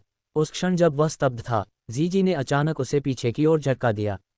स्नेक लांस डोलो का शरीर जबरदस्ती आगे खींच गया और उसी समय जी ने अपना दाहिना पैर उठाया और उसके पेट पर एक जोरदार किक मारी। एक काली परछाई तोप के गोले की तरह निकली और एक बड़े पेड़ से जा टकराए। तुम्हारी अभी भी मेरे साथ चाले चलने की हिम्मत है, भागो मत। जी तुरंत पीछा करने के लिए आगे बढ़ी, उसके मनमोहक चेहरे पर एक चंचल मुस्कान थी। वह पूरी तरह से बिल्ली और चूहे के खेल वाले मूड में थी। स्नेक लांस डोलो एक पेड़ के तने से सट गया, उसकी हरकतें सीमित हो गईं। यदि जी उसके साथ इसी तरह खेलती रही तो उसकी मौत निश्चित थी। जैसे ही जी उसके पास पहुंचने वाली थी, एक और सुनहरी आकृति अचानक उसके सामने आ गई। पॉकपिनफिश डोलो। वह स्नेक लांस डोलो से काफी चौड़ा था और जैसे ही वह प्रकट हुआ, उसके शरीर पर कई नुकीले कांटे स्पाइक्स निकल आए। जी उससे टकराए, उसने सहज रूप से लात मारने के लिए अपना पैर उठाया, लेकिन उसका पैर सीधे पॉकपिनफिश डोलो की छाती पर लगे कांटों पर लगा। वह जल्दी से पीछे हटी, अपना घायल पैर पकड़े हुए अविश्वास में पॉकपिनफिश डोलो की ओर देखने लगी। और तुम भला क्या भला हो? पॉकपिनफिश डोलो ने कोई जवाब नहीं दिया। इसके बजाय वह जल्दी से मुड़ा, स्नेक लांस डोलो को पकड़ा और वहां से भाग निकला। हेवन डाउ इंपीरियल कॉन्वॉय ज़ूकिंगे के शानदार कैरेज के अंदर अचानक दो आकृतियां दिखाई दीं। ये कोई और नहीं बल्कि पॉकपिनफिश डोलो और स्नेक लांस डोलो थे। ज़ूकिंगे एक पत्र लिख रही थीं और जब उन्होंने उन्हें अंदर आते देखा तो वह चौंक गईं, क्योंकि वह स्पिरिट हॉल को पत्र लिख रही थीं। यदि किसी और ने इसे देख लिया होता तो स्पिरिट हॉल वास्तव में बिना किसी सुधार की गुंजाइश के बर्बाद हो जाता। अंकल स्नेक लांस, क्या हुआ? ज़ूकिंगे ने जल्दी से अपना पत्र छुपाया। जब उन्होंने स्नेक लांस डोलो का पीला, मौत के करीब वाला चेहरा देखा तो वह घबरा गईं। उन्होंने जल्दी से उसे लेटने में मदद की और अपने स्टोरेज सोल टूल से उच्च गुणवत्ता वाली उपचार दवा हीलिंग मेडिसिन निकाली। पॉकपिनफिश डोलो ने एक तरफ से समझाया, यंग मास्टर, हमने उस परिवार को कमाका। उनके पास वास्तव में एक टाइटल डोलो रक्षक है। स्नेक लांस और मैं दूर से देख रहे थे और फिर जी की शक्ति निस्संदेह एक वर्शिप एल्डर के स्तर की थी। भले ही स्नेक लांस डोलो सबसे शक्तिशाली नहीं था, फिर भी वह एक टाइटल डोलो था। फिर भी सोल स्किल्स का उपयोग किए बिना भी उसे इस हद तक पीटा गया था। ज़ूकिंगे ने अपने होंठ चबाए, उनकी आंखें लाल हो गईं। ये सब मेरी गलती है। अगर मैंने स्नेक लांस डोलो ने अपना सिर हिलाया। यंग मास्टर, ये जानना कि उनके पास टाइटल डोलो स्तर का रक्षक है वास्तव में हमारे लिए एक अच्छी बात है। कम से कम हम भविष्य में सतर्क रहेंगे। आप गलत नहीं थीं, ये सही फैसला था। उसने जबरदस्ती मुस्कुराहट दी, वह नहीं चाहता था कि ज़ूकिंगे खुद को दोष दें। ज़ूकिंगे के चेहरे पर जटिल भाव थे, वह दान हैंग और उनकी पत्नी गु युइना को याद कर रही थीं। आखिरकार वह अभी तक दान हैंग से आमने सामने नहीं मिली थीं, लेकिन उनके ज्ञान ने उन्हें पूरी तरह से मंत्रमुग्ध कर दिया था, जिससे वह उनकी प्रशंसा भी करती थीं और उनसे ईर्ष्या भी। और अब स्नेक लांस डोलो की चोटों को देखकर उन्होंने उन्हें चुप कराने साइलेंसिंग का विचार छोड़ दिया। चुप कराना तो दूर, वह भाग्यशाली थीं कि वे खुद चुप नहीं करा दिए गए। चूंकि विनाश अब कोई विकल्प नहीं था, इसलिए एकमात्र रास्ता उन्हें अपनी तरफ करना बचा था। ज़ूकिंगे फुसफुसाई, दान हैंग की पहचान में रहस्य छिपे हैं। बेहतर होगा कि उनसे दोस्ती की जाए। अंकल स्नेक लांस, अंकल पॉकपिनफिश, अब से यह काम मुझ पर छोड़ दें। आप दोनों अब सामने न आएं। दोनों डोलो ने कमजोरी से सिर हिलाया, उनकी मुस्कान कड़वी थी। भले ही वे सामने आना चाहते, अब वे ऐसा नहीं कर सकते थे। वह सरासर आत्महत्या होती। हेवन डाउ इंपीरियल कॉन्वॉय, दान हैंग और गैशी ड्रैगन सर्पेंट कपल साथ यात्रा कर रहे थे, जिन्हें काफिले कॉन्वॉय के बीच में रखा गया था। दान हैंग ने पर्दा उठाया और चारों ओर देखा। वे चारों ओर से लोगों से घिरे हुए थे। फिर उन्होंने ड्राइवर की सीट की ओर देखा, जहां जी अपने सामने एक छोटा पीला पैर पकड़े हुए भौहें सिकुड़कर उसकी जांच कर रही थी। उसके पैर का तलवा हल्का गुलाबी था, लेकिन बीच का हिस्सा बैंगनी लाल हो गया था। दान हैंग को बाहर आते देख जीजी ने अपना पैर उनकी ओर फैलाया, लगभग उनके चेहरे पर लात मारते हुए। कम से कम उससे बुरी गंध नहीं आ रही थी, लेकिन गंभीरता से, क्या यह उचित था? दान हैंग थोड़ा पीछे झुके और पूछा, क्या हुआ? जीजी ने अपनी नाक सिकोड़ी और फुफकारी, मैंने एक मेढक टोट पर पैर रख दिया। फिर एक दयनीय नज़र के साथ उसने उत्सुकता से कहा, ब्रदर इन लॉ, आपने सिस्टर को ठीक किया था, क्या आप मेरा पैर भी देख सकते हैं? अब चलने में दर्द हो रहा है। जैसे ही दान हैंग जवाब देने वाले थे, गू यूइना की आवाज़ अचानक कैरेज के अंदर से आई। जीजी, अंदर आओ, मैं इसे देखूंगी। जीजी का चेहरा तुरंत चमक उठा, वह खुशी से मुस्कुराए। आ रही हूँ सिस्टर, आप सबसे अच्छी हैं। उसके अंदर जाने के कुछ ही समय बाद अंदर से दर्द की एक दबी हुई कराह सुनाई दी। दान हैंग ने अपना सिर धीरे से हिलाया। तभी उनकी नज़र बगल वाले कैरेज पर पड़ी, वही जिसमें गैशी ड्रैगन सर्पेंट कपल सवार था। अंदर दो अपरिचित लोग थे जो उन्हें देख रहे थे। उस समय दान हैंग को तुरंत मुसीबत का एहसास हुआ। लॉन्ग गोंग मेंगशू मुस्कुराए और उनका परिचय कराया। यंग फ्रेंड दान हैंग, आपने आखिरकार बाहर आने का फैसला किया। ये दोनों आपसे मिलने के लिए उत्सुक थे। ये हैं प्रिंस जू जिंग और हिज हाइनेस क्राउन प्रिंस जू किंगे। मेंगशू का परिचय सुनकर दान हैंग तुरंत वापस कैरेज के अंदर छिप जाना चाहते थे, और उसी समय वह गू यूइना से पूछना चाहते थे, ये दोनों हमारे साथ यात्रा कब से करने लगे? प्रिंस जू जिंग और जू किंगे दोनों हैरान दिखे। स्पष्ट रूप से उन्हें उम्मीद नहीं थी कि दान हैंग इतने युवा और सुंदर होंगे। उनके ज्ञान और अंतर्दृष्टि के स्तर को देखते हुए उन्होंने मान लिया था कि वह एक बूढ़े व्यक्ति होंगे। आखिरकार, क्या विद्वान बूढ़ों की सुंदर युवा पत्नियां होना आम बात नहीं थी? चैप्टर समाप्त। Dolo, Danheng just want to avoid trouble, Gu Yuena pursues. Chapter 76, दान हैंग इज एंग्री। जू किंगे ने पलकें झपकाईं और सीधे दान हैंग को घूरने लगीं। उनका दिल जोर जोर से धड़कने लगा और उनकी आंखों में उनकी छवि के अलावा और कुछ नहीं था। बीबी डांग से विरासत में मिला ब्लड लाइन उत्तेजित होने लगा, जिससे दान हैंग जैसे एक विद्वान स्कॉलर के प्रति उनकी प्रतिरोधक क्षमता तेजी से कम होने लगी। एक पल के लिए उनकी पूरी दुनिया जैसे उनमें सिमट गई थी। क्या आप मिस्टर दान हैंग हैं? प्रिंस जू जिंग ने हैरानी से पूछा। जब उनकी आवाज़ ने उस पल को तोड़ा, तब कहीं जाकर जू किंगे होश में आईं। जू किंगे ने अपने होंठ भींचे और जिज्ञासा के साथ दान हैंग की ओर देखा। दान हैंग ने धीरे से सिर हिलाया। मुझे वास्तव में दान हैंग कहा जाता है, लेकिन मैं नहीं जानता। प्रिंस जू जिंग ठहाका मारकर हंसे। मिस्टर दान हैंग, आप सुबह कैरेज के अंदर थे, इसलिए स्वाभाविक रूप से आपने हमें नहीं देखा। लेकिन हमने आपके विशाल ज्ञान के बारे में सुना है और हम आपके बहुत प्रशंसक हैं। हम विशेष रूप से आपके साथ यात्रा करने आए हैं, इस उम्मीद में कि आपकी और अधिक व्यावहारिक राय सुनने को मिलेगी। प्रिंस जू जिंग ने कोचमैन को थपथपाया, जिसने कुशलता से घोड़ों को निर्देशित किया ताकि उनका कैरेज दान हैंग के कैरेज के समानांतर पैरेलल चले और गति भी एक समान रहे। इस तरह प्रिंस जू जिंग और जू किंगे दान हैंग के करीब रह सकते थे। चाचा और भतीजे दोनों के चेहरे पर दोस्ताना मुस्कान थी। हालांकि दान हैंग ने जरा भी सम्मानित या कृतज्ञ महसूस नहीं किया। इसके बजाय उन्हें लगा कि वे मुसीबतों से घिर गए हैं। मिस्टर दान हैंग, कल आपके विचारों ने मुझे स्पष्टता की वैसी ही भावना दी जैसे सूरज को प्रकट करने के लिए बादल हट जाते हैं। यदि आप नहीं होते तो हमारा हेवन डाउ एम्पायर अभी भी स्पिरिट हॉल द्वारा अंधेरे में रखा गया होता। आपने हमारे एम्पायर की बहुत बड़ी सेवा की है और आपकी प्रतिभा उचित पहचान की हकदार है। कृतज्ञता के प्रतीक के रूप में मैंने एक छोटा सा उपहार तैयार किया है। प्रिंस जू जिंग ने अपने कपड़ों से एक जेड रूई सेप्टर निकाला। ये सोने और जेड से जड़ा हुआ था और बेहद कीमती लग रहा था। लेकिन दान हैंग ने इनकार में अपना हाथ हिला दिया। अब उन्हें आखिरकार पता चल गया था कि उनके लिए यह मुसीबत किसने खड़ी की थी। उनकी मुसीबत पैदा करने वाली पत्नी वास्तव में कुछ न कुछ गड़बड़ कर रही थी। कल उसने डोलो कॉन्टिनेंट की स्थिति पर उनके विचारों के बारे में उन्हें परेशान किया था, तो वह यही योजना बना रही थी। प्रिंस जू जिंग अजीब महसूस करने लगे। उन्हें उम्मीद नहीं थी कि दान हैंग उन्हें इतनी सीधे तौर पर मना कर देंगे। जू किंगे ने थोड़ा मुस्कुराते हुए कहा, मिस्टर दान हैंग, आपकी अंतर्दृष्टि हमारे हेवन डाउ एम्पायर के लिए सोने से भी अधिक मूल्यवान है। ये तो बस एक छोटा सा उपहार है, आपकी बुद्धिमत्ता की तुलना में यह नगण्य है। प्रिंस जू जिंग ने बार बार सिर हिलाया। बिल्कुल, आखिरकार जो कोई भी दान हैंग की दोस्ती हासिल करने में कामयाब होगा, वह हेवन डाउ एम्पायर के लिए फ़ायदेमंद होगा। यहाँ तक कि प्रिंस जू जिंग को भी इस तथ्य पर पूरा विश्वास था। दान हैंग ने गंभीरता से उत्तर दिया, आपको इस बारे में चिंता करने की ज़रूरत नहीं है। मैंने जो कहा वह आपसे कुछ हासिल करने के लिए नहीं था। प्रसिद्धि और भाग्य की तुलना में मैं एक शांतिपूर्ण जीवन पसंद करता हूँ।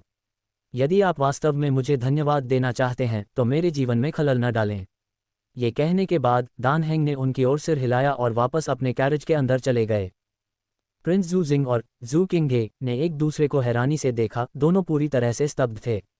दान हेंग ने उन्हें बहुत सारे सरप्राइज दिए थे। उन्होंने सोचा था कि वह एक हताश प्रतिभाशाली व्यक्ति होंगे जिसे अपनी प्रतिभा पर गर्व होगा, लेकिन यहाँ वह उन्हें सीधे खारिज कर रहे थे। उन्होंने ये बिल्कुल स्पष्ट कर दिया था, वह नहीं चाहते थे कि वे उन्हें परेशान करें। पहली बार हेवेनडाउ रॉयल फैमिली के इन दो सदस्यों को ऐसा महसूस हुआ जैसे वे कोई अपवित्र चीज हों। यदि दान हेंग ड्रैगन लॉर्ड मेंगशू जैसे शक्तिशाली सोल मास्टर होते तो प्रिंस जू जिंग ने सोचा होता कि वह आदमी सीधे उनके चेहरे पर तमाचा मार रहा है। वह परेशान दिखे और जू किंगे की ओर मुड़े। भतीजे, तुम्हें क्या लगता है? जू किंगे ने अपनी नज़रें घुमाईं और अचानक मुस्कुराईं। चाचा, जैसा कि आप जानते हैं मिस्टर दान हेंग बस एक साधारण व्यक्ति हैं, एक सोल मास्टर भी नहीं।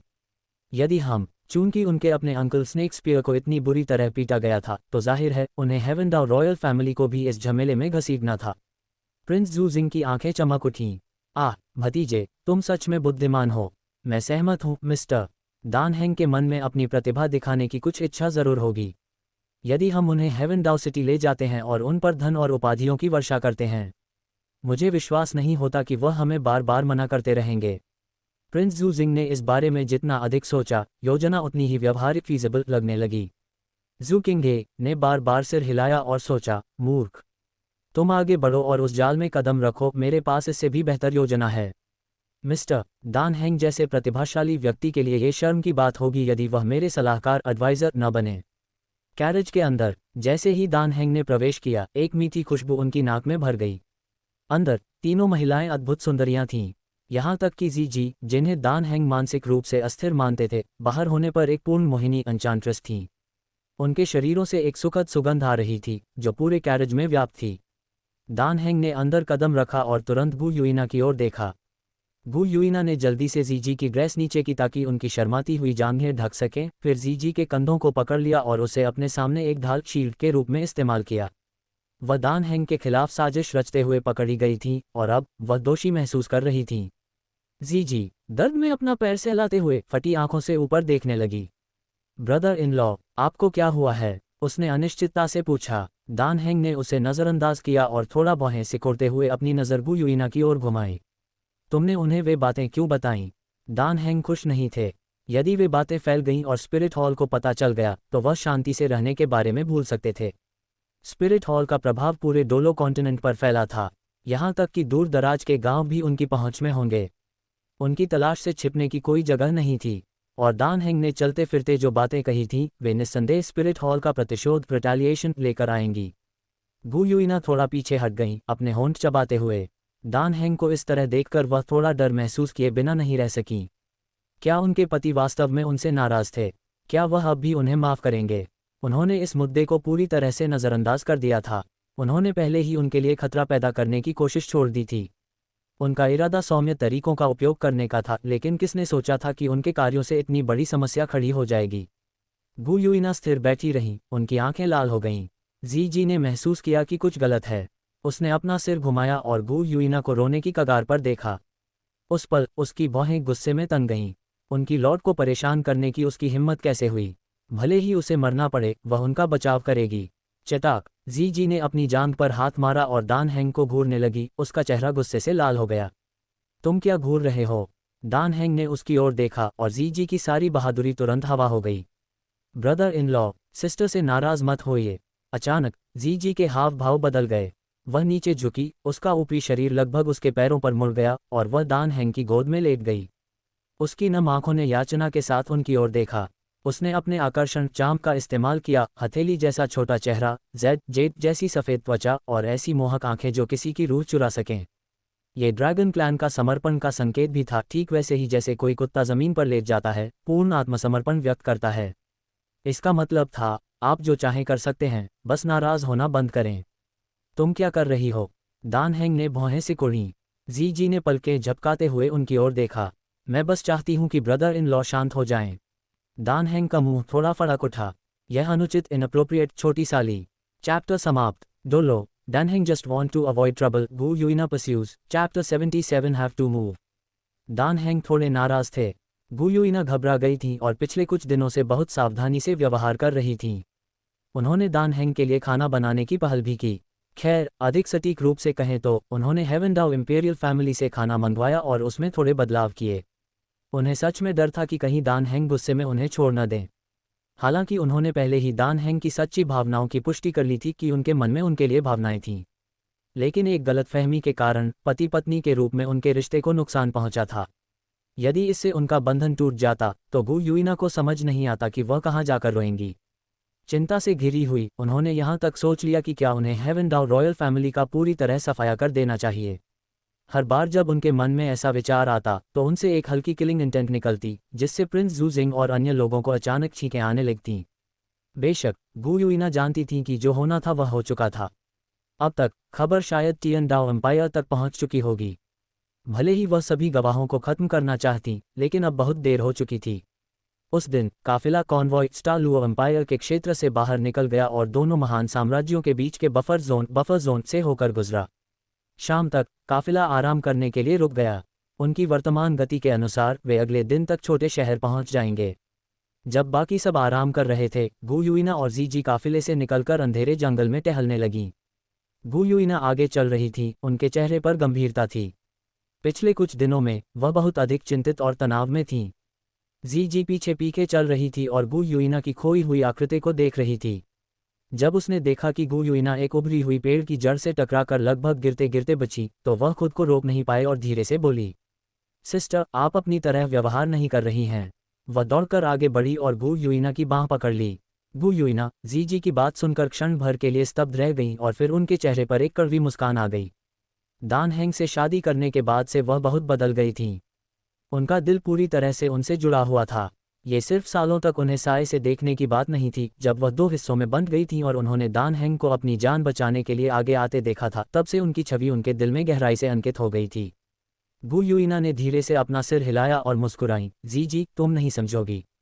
मैं क्या नहीं समझूंगी? जीजी ने हैरान होकर पूछा। अपना सिर झुकाते हुए उसने गु युइना की ओर देखा और कुछ देर सोचने के बाद बोली, हो सकता है मैं बहुत सी बातें न जानती हूँ, लेकिन मैं इतना जानती हूँ कि आप हमारी क्वीन हैं। अगर कोई चीज़ आपको प्रभावित करने की हिम्मत करती है तो मैं उसे नष्ट कर दूंगी। उसका स्वर उग्र था और उसने एक डरावनी अभिव्यक्ति के साथ अपने छोटे नुकीले दांत फैंग्स दिखाए। गु युइना ने चलना बंद कर दिया और जीजी के आक्रामक अंदाज को देखने के लिए मुड़ी। अचानक वह हंस पड़ी और बोली, ठीक है, फिर मेरे हस्बैंड ही हैं जिन्होंने मुझे ऐसा बनाया है। क्यों न तुम जाकर उन्हें ही नष्ट कर दो। जीजी अपनी जगह पर जम गई। दान हेंग को नष्ट करना?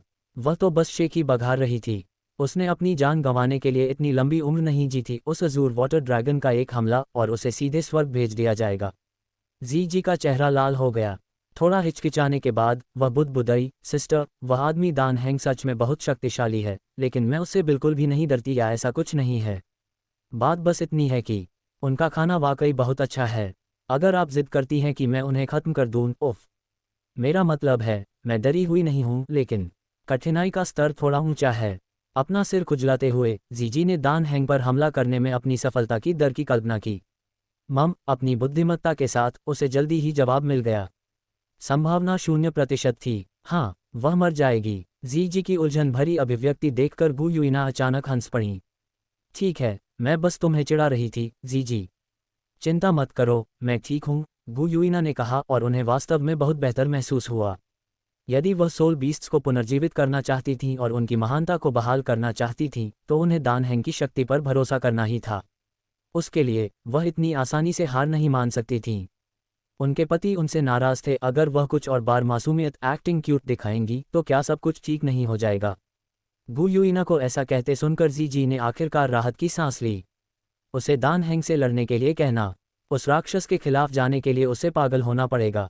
जीजी ने सावधानी से गु युइना की ओर देखा और फुसफुसाई, सिस्टर, अगर हमें सच में दान हेंग से लड़ना है तो मेरा सुझाव है कि इसके बजाय डीटीएन को भेजा जाए। जब इस तरह की बात आती है तो वह कम से कम मुझसे थोड़ा अधिक विश्वसनीय है। बेशक, बस थोड़ा सा।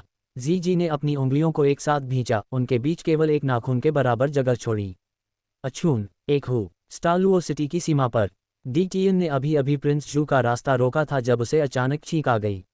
अपनी नाक रगड़ते हुए वह सोचने लगा, अपने शक्तिशाली शरीर के कारण इस हल्की रात की हवा की तो बात ही छोड़िए, अगर वह ऊपरी वायुमंडल या चरम उत्तर एक्सट्रीम नॉर्थ में भी होता तो उसे ठंड नहीं लगती। क्या हो रहा था? क्या कोई उसके पीछे उसके बारे में बात कर रहा था? प्रिंस जू ने उसे जिज्ञासा से देखा और पूछा, क्या हमारे फैंगडन फाउंटेन के पास मेरे लिए कोई काम है? स्टालुओ एम्पायर लौटने के बाद प्रिंस जू ने फैंगडन गुड द्वारा मजबूर किए जाने के बारे में शाही दरबार इंपीरियल कोर्ट में रिपोर्ट नहीं की थी। शायद मन ही मन वह भी स्टालुओ एम्पायर के प्रति आक्रोश रखते थे। पीढ़ियों से जू परिवार के मुखिया अपनी बेटियों को शाही परिवार के शक्ति संघर्ष में मोहरा बनते देखने के लिए अनिच्छुक रहे थे, भले ही वे शाही रक्त का हिस्सा बन सकें। इसके अलावा व्यक्तिगत भावनाओं को अलग रखते हुए स्टालुओ के एकमात्र जागीरदार राज्य वैसल किंगडम के शासक के रूप में उसे अपने घर लौटने से मना किया जाना, अगर वह इसे स्वीकार कर लेता तो वास्तव में कुछ गलत होता। सही कहा, आज से तुम सैनिकों की भर्ती करोगे और गुप्त रूप से अपनी ताकत बढ़ाओगे। तुम्हारा लक्ष्य स्टालुओ शाही परिवार को उखाड़ फेंकना है, डीटीएन ने उदासीनता से कहा। मूल रूप से ये कार्य दान हैंग के लिए था, लेकिन चून की रणनीति बदल गई थी। अब वह स्टालुओ एम्पायर को हिला देने की तैयारी के लिए जिम्मेदार होगा। प्रिंस जू की आंखों की पुतलियां सिकुड़ गईं और उसने सदमे में डीटीएन की ओर देखा। क्या तुम समझ भी रहे हो कि तुम क्या कह रहे हो? तुम चाहते हो कि जू परिवार यह करे? अगर हम पकड़े गए तो इसका मतलब होगा पूर्ण विनाश। प्रिंस जू ने अपने दांत पीस लिए। अब जब बात यहाँ तक आ गई थी तो वह डर महसूस किए बिना नहीं रह सका। डीटीएन ने शांति से उसकी ओर देखा और कहा, हमारे एक गुट के पास ऐसे सोल बीस्ट्स हैं जो तुम्हारी सहायता के लिए बीस्ट टाइट शुरू कर सकते हैं। इसके अलावा हमारे पास टाइटल डोलो स्तर के 10 से अधिक स्पिरिट बीस्ट्स हैं। ये सुनकर प्रिंस जू दंग रह गया। ये बल स्टालुओ एम्पायर को हिला देने के लिए काफ़ी था। अकेले स्टारडाउ फॉरेस्ट से आने वाली बीस्ट टाइड एक पूरे राज्य की सैन्य शक्ति को पीछे छोड़ देगी। 10,000 साल पुराने सोल बीस्ट्स की मदद के साथ प्रिंस जू ने अपनी मुट्ठियां भींच लीं। उसके दिल में एक आग जलने लगी। तुम्हें बस अपनी ताकत जुटानी है। जब तुम्हें लगे कि समय सही है तब तुम कार्रवाई कर सकते हो, डीटीएन ने ठंडे स्वर में कहा। प्रिंस जू ने अपने दांत पीसे और कहा, मैं समझ गया, लेकिन मुझे पहले किसी से मिलना है। मुझे बताओ, क्या तुम्हारा फैंगडन गुड दान हैंग के बारे में जानता है? तुम्हें उस बारे में चिंता करने की ज़रूरत नहीं है। ये शब्द पीछे छोड़ते हुए डीटीएन की आकृति एक पल में गायब हो गई। प्रिंस जू ने गहरी भौहें सिकोड़ी। कुछ देर सोचने के बाद उसने आह भरी और पूरी गति से काफिले की ओर दौड़ पड़ा। इस बीच हेवेनडाउ रॉयल फैमिली के काफिले के भीतर प्रिंस जू जिंग और जू किंगहे एक कैरेज में बैठे निजी बातचीत कर रहे थे। हमें दान हैंग को सुरक्षित करना ही होगा। वह एक सच्चे प्रतिभाशाली व्यक्ति हैं। मेरे पास प्रतिभा की पारखी नज़र है और वह वर्तमान प्राइम मिनिस्टर से भी अधिक बुद्धिमान हैं। प्रिंस जू जिंग ने दृढ़ता से घोषणा की। जू किंगहे ने धीरे से सिर हिलाया और कहा, मुझे भी ऐसा ही लगता है, लेकिन इस बार सारा श्रेय आपको जाता है अंकल। मेरे पास आदेश देने के लिए कोई सोल मास्टर्स नहीं हैं। प्रिंस जू जिंग ने आत्मविश्वास से कहा, बस इंतजार करो और देखो, मैंने कार्रवाई करने के लिए 1 सोल डोलो और 2 सोल सेजेस की व्यवस्था की है। हम भला कैसे विफल हो सकते हैं? Dolo, Danheng just want to avoid trouble, Gu Yuena pursues. Chapter 78, my home is gone. जैसे ही वे छोटे शहर के करीब पहुंचने वाले थे, हेवेनडाउ एम्पायर का रॉयल कॉन्वॉय, गई शी ड्रैगन स्नेक कपल और दान हैंग का कैरेज अलग हो गए। दान हैंग इस परिणाम से काफ़ी खुश थे। उन्हें वास्तव में उन मुसीबत पैदा करने वाले लोगों के आसपास रहना पसंद नहीं था। उनका कैरेज अकेला चल रहा था और जीजी बाहर बैठकर उसे चला रही थी। कैरेज के अंदर दान हैंग एक किताब पढ़ रहे थे, जबकि गू यूइना उनके कंधे पर सिर टिकाए उनके साइड प्रोफाइल को निहार रही थी। हस्बैंड, क्या आप अभी भी मुझसे नाराज़ हैं? गू यूइना ने धीरे से पूछा। उनकी बड़ी आंखें दान हैंग को घूर रही थीं, जो आंसुओं से नम थीं। वह बिल्कुल एक ऐसी उपेक्षित पत्नी की तरह लग रही थी जिसे उसके पति द्वारा नज़रअंदाज किया जा रहा हो। जब इतनी अद्भुत सुंदरी मासूम और दयनीय आंखों से देखे तो भला कौन पुरुष अविचलित रह सकता है? दान हैंग ने उनकी ओर एक नज़र डाली और फिर तुरंत अपनी नज़रें हटा लीं। न जाने क्यों, हाल ही में जब भी गू यूइना उन्हें चिढ़ाती थी या बहुत करीब आती थी तो उन्हें अजीब भावनात्मक उतार चढ़ाव महसूस होते थे। मैं नाराज़ नहीं हूँ, दान हैंग ने शांति से कहा। गू यूइना ने अपने होंठ सिकुड़े, आगे झुकी और उनकी आंखों में झांकने के लिए अपना सिर टेढ़ा कर लिया। सच में, लेकिन आप मेरे प्रति इतने ठंडे कोल्ड रहे हैं हस्बैंड। उनकी नज़रों का सामना करते हुए दान हैंग ने अपनी आंखें नीची कर लीं और एक आह भरी। उनकी हताशा केवल इसलिए नहीं थी क्योंकि गू यूइना ने उनके लिए मुसीबत खड़ी की थी, यह इसलिए भी थी क्योंकि उनके दिल में उनका बहुत महत्व था। ये बदलाव उन्हें परेशान कर रहा था और वह इसका विरोध कर रहे थे। गू यूइना और भी करीब आ गईं और अब उनकी नाक के बीच मुश्किल से एक मुट्ठी का फासला था। उनकी सांसें उस छोटी सी जगह में घुल मिल रही थीं। हस्बैंड, मुझ पर ध्यान दीजिए। गु युइना ने दान हैंग के गले में अपनी बाहें डाल दी, लगभग उनकी गोद में तिरछी लेट गईं, जिससे किताब देखने का उनका रास्ता पूरी तरह बंद हो गया। इस एंगल से दान हैंग अब अपनी किताब नहीं देख रहे थे, बल्कि उन कोमल, बर्फ जैसी सफ़ेद रेखाओं कर्व्स को देख रहे थे जो बाहर छलकने को आतुर थीं। यू जूचिंग ने गु युइना की ओर देखा और एक लकड़ी की गुड़िया की तरह रूखे स्वर में कहा, टीचर, पिछले कुछ दिनों से मिस्ट्रेस बहुत उदास महसूस कर रही थी क्योंकि उन्हें डर था कि आप नाखुश हैं। बेशक ये शब्द गु युइना ने ही उसे बोलने के लिए कहे थे। बोलते समय यू जूचिंग की दान हैंग की ओर देखने की हिम्मत भी नहीं हुई। ये सुनकर दान हैंग ने आह भरी और कहा, मैं सच में अब नाराज नहीं हूं। ये बहुत अच्छी बात है हस्बैंड। गु युइना की आंखें चमक उठीं और वह अचानक आगे बढ़ीं और दान हैंग को एक जोरदार किस किया। कैरेज में एक तेज चूमने स्मूच की आवाज़ गूंजी। दान हैंग का शरीर अकड़ गया। उन्होंने गु युइना को एक कोआले की तरह खुद से चिपके रहने दिया। तभी बाहर सोल पावर के उतार चढ़ाव का एक उछाल महसूस हुआ। तुरंत बाद एक आवाज़ गूंजी, वहीं रुक जाओ, हमारा आपको अपमानित करने का कोई इरादा नहीं है दान हैंग, लेकिन आपको हमारे साथ चलना होगा। ये सुनकर दान हैंग ने धीरे से गु युइना को दूर धकेला और उन्हें एक बेबस नज़र दी। गु युइना दबी हुई मुस्कान के साथ मुस्कुराईं और जल्दी से अपनी नज़रें हटा लीं। जब वे तीनों कैरेज से बाहर निकले तो उन्होंने सड़क के बीच में 3 काले कपड़े पहने लोगों को खड़ा देखा। उन्होंने पहले ही अपने मार्शल सोल्स को रिलीज कर दिया था। एक 8 रिंग सोल डोलो था, जबकि अन्य 2 7 रिंग सोल सेजेस थे। ऐसा लाइनअप केवल एक प्रथम श्रेणी की शक्ति द्वारा ही व्यवस्थित किया जा सकता था। जी ने अपनी आस्तीनें ऊपर चढ़ाईं, उनकी आंखें उत्साह से चमक रही थीं और वह हंसते हुए बोली, मुझे इनके साथ थोड़ा मजा करने दो। मेरे हाथों में लड़ने के लिए खुजली हो रही है। दान हैंग ने उनके कंधे पर हाथ रखा और अपना सिर हिलाया। वे वास्तव में शत्रुतापूर्ण नहीं लग रहे हैं। उन्हें मारना मत। जी ने सिर हिलाया। नहीं, अगर वे हमारा रास्ता रोकने की हिम्मत करते हैं तो उन्हें मेरे हाथों मरने के लिए तैयार रहना चाहिए। दान हैंग ने बिना कुछ बोले चुपचाप उनकी ओर देखा। जी को तुरंत दोषी महसूस हुआ। उद्धरण चिन्ह ... ठीक है, मैं आपकी बात मानूंगी। आखिरकार आप मेरे ब्रदर इन लॉ हैं। उन 3 काले कपड़ों वाले लोगों को अभी तक उस खतरे का अंदाजा नहीं था जिसमें वे थे। दान हैंग, हम आपके लिए चीज़ें मुश्किल नहीं बनाना चाहते। वास्तव में हम आपको वह दे रहे हैं जो हर कोई चाहता है, महिमा और धन। लेकिन यदि आप विरोध करते हैं तो आपको कुछ कष्ट सहना पड़ सकता है। सोल डोलो ने एक सहज मुस्कान के साथ अपने हाथ फैलाए। कष्ट नहीं, आज कष्ट तुम्हें होगा। जी ने तालियां बजाईं और वह कैरेज से नीचे कूदने ही वाली थीं।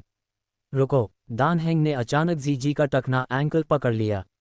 जी ने तुरंत अपना संतुलन खो दिया और लगभग आगे की ओर गिर गईं, खुद को कैरेज की रेलिंग से टकराने से मुश्किल से रोका।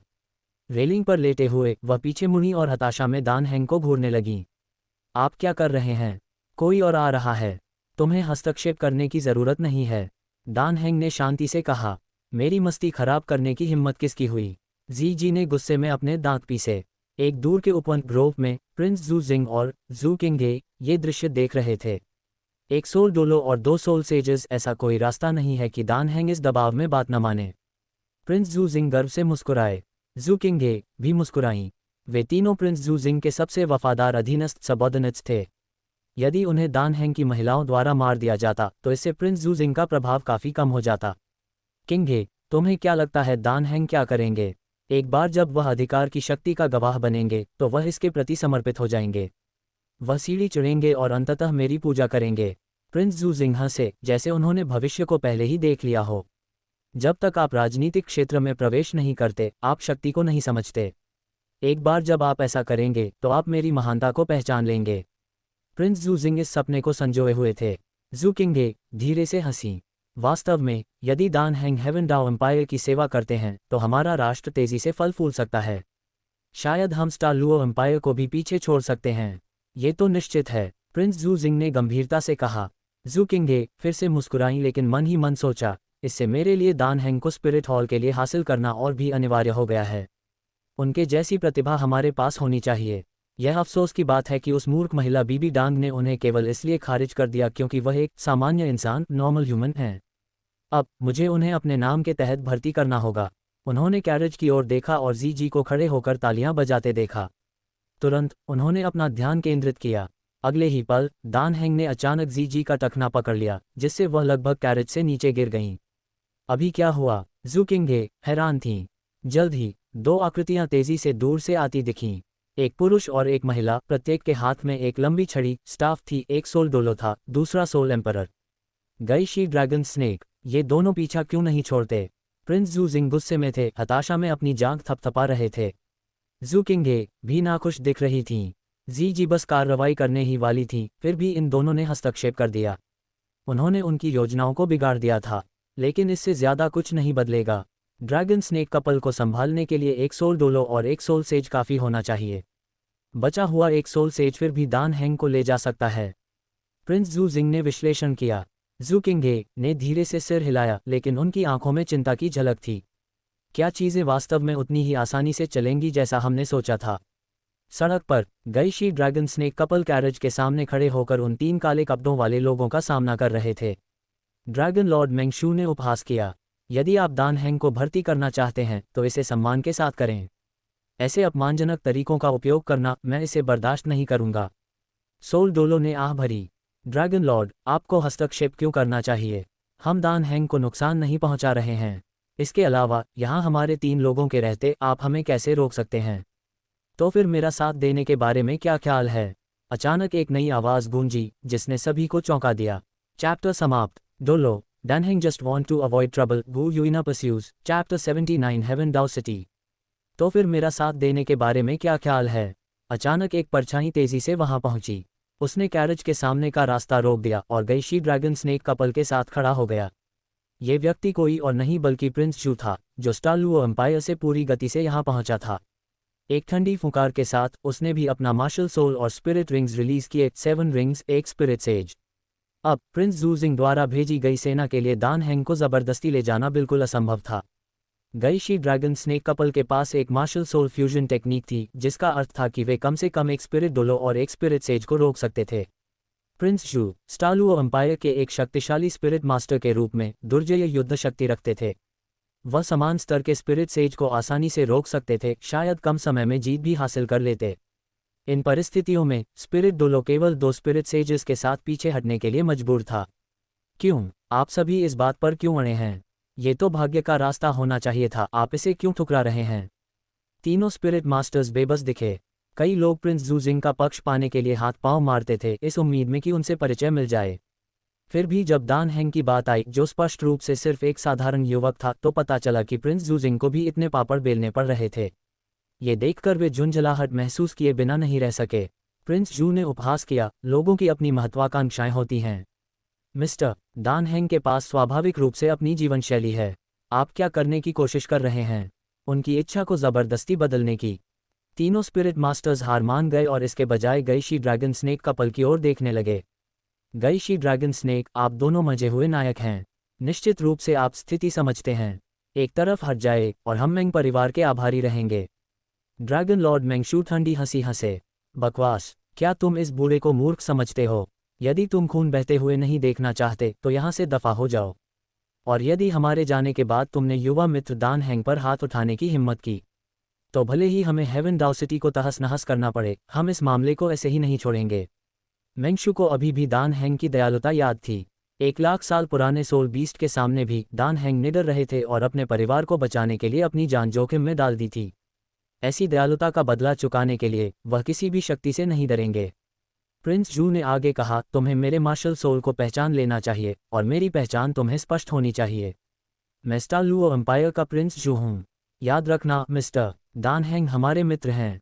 यदि हेवन डाओ एम्पायर ने मिस्टर दान हैंग को परेशान करने की हिम्मत की, तो अपनी दहलीज पर हमारी सेना भेजने के लिए स्टार लुओ एम्पायर को दोष मत देना।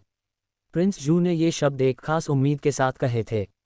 वह मन ही मन उम्मीद कर रहे थे कि हेवन डाओ एम्पायर दान हैंग को अपमानित करने की गलती करेगा।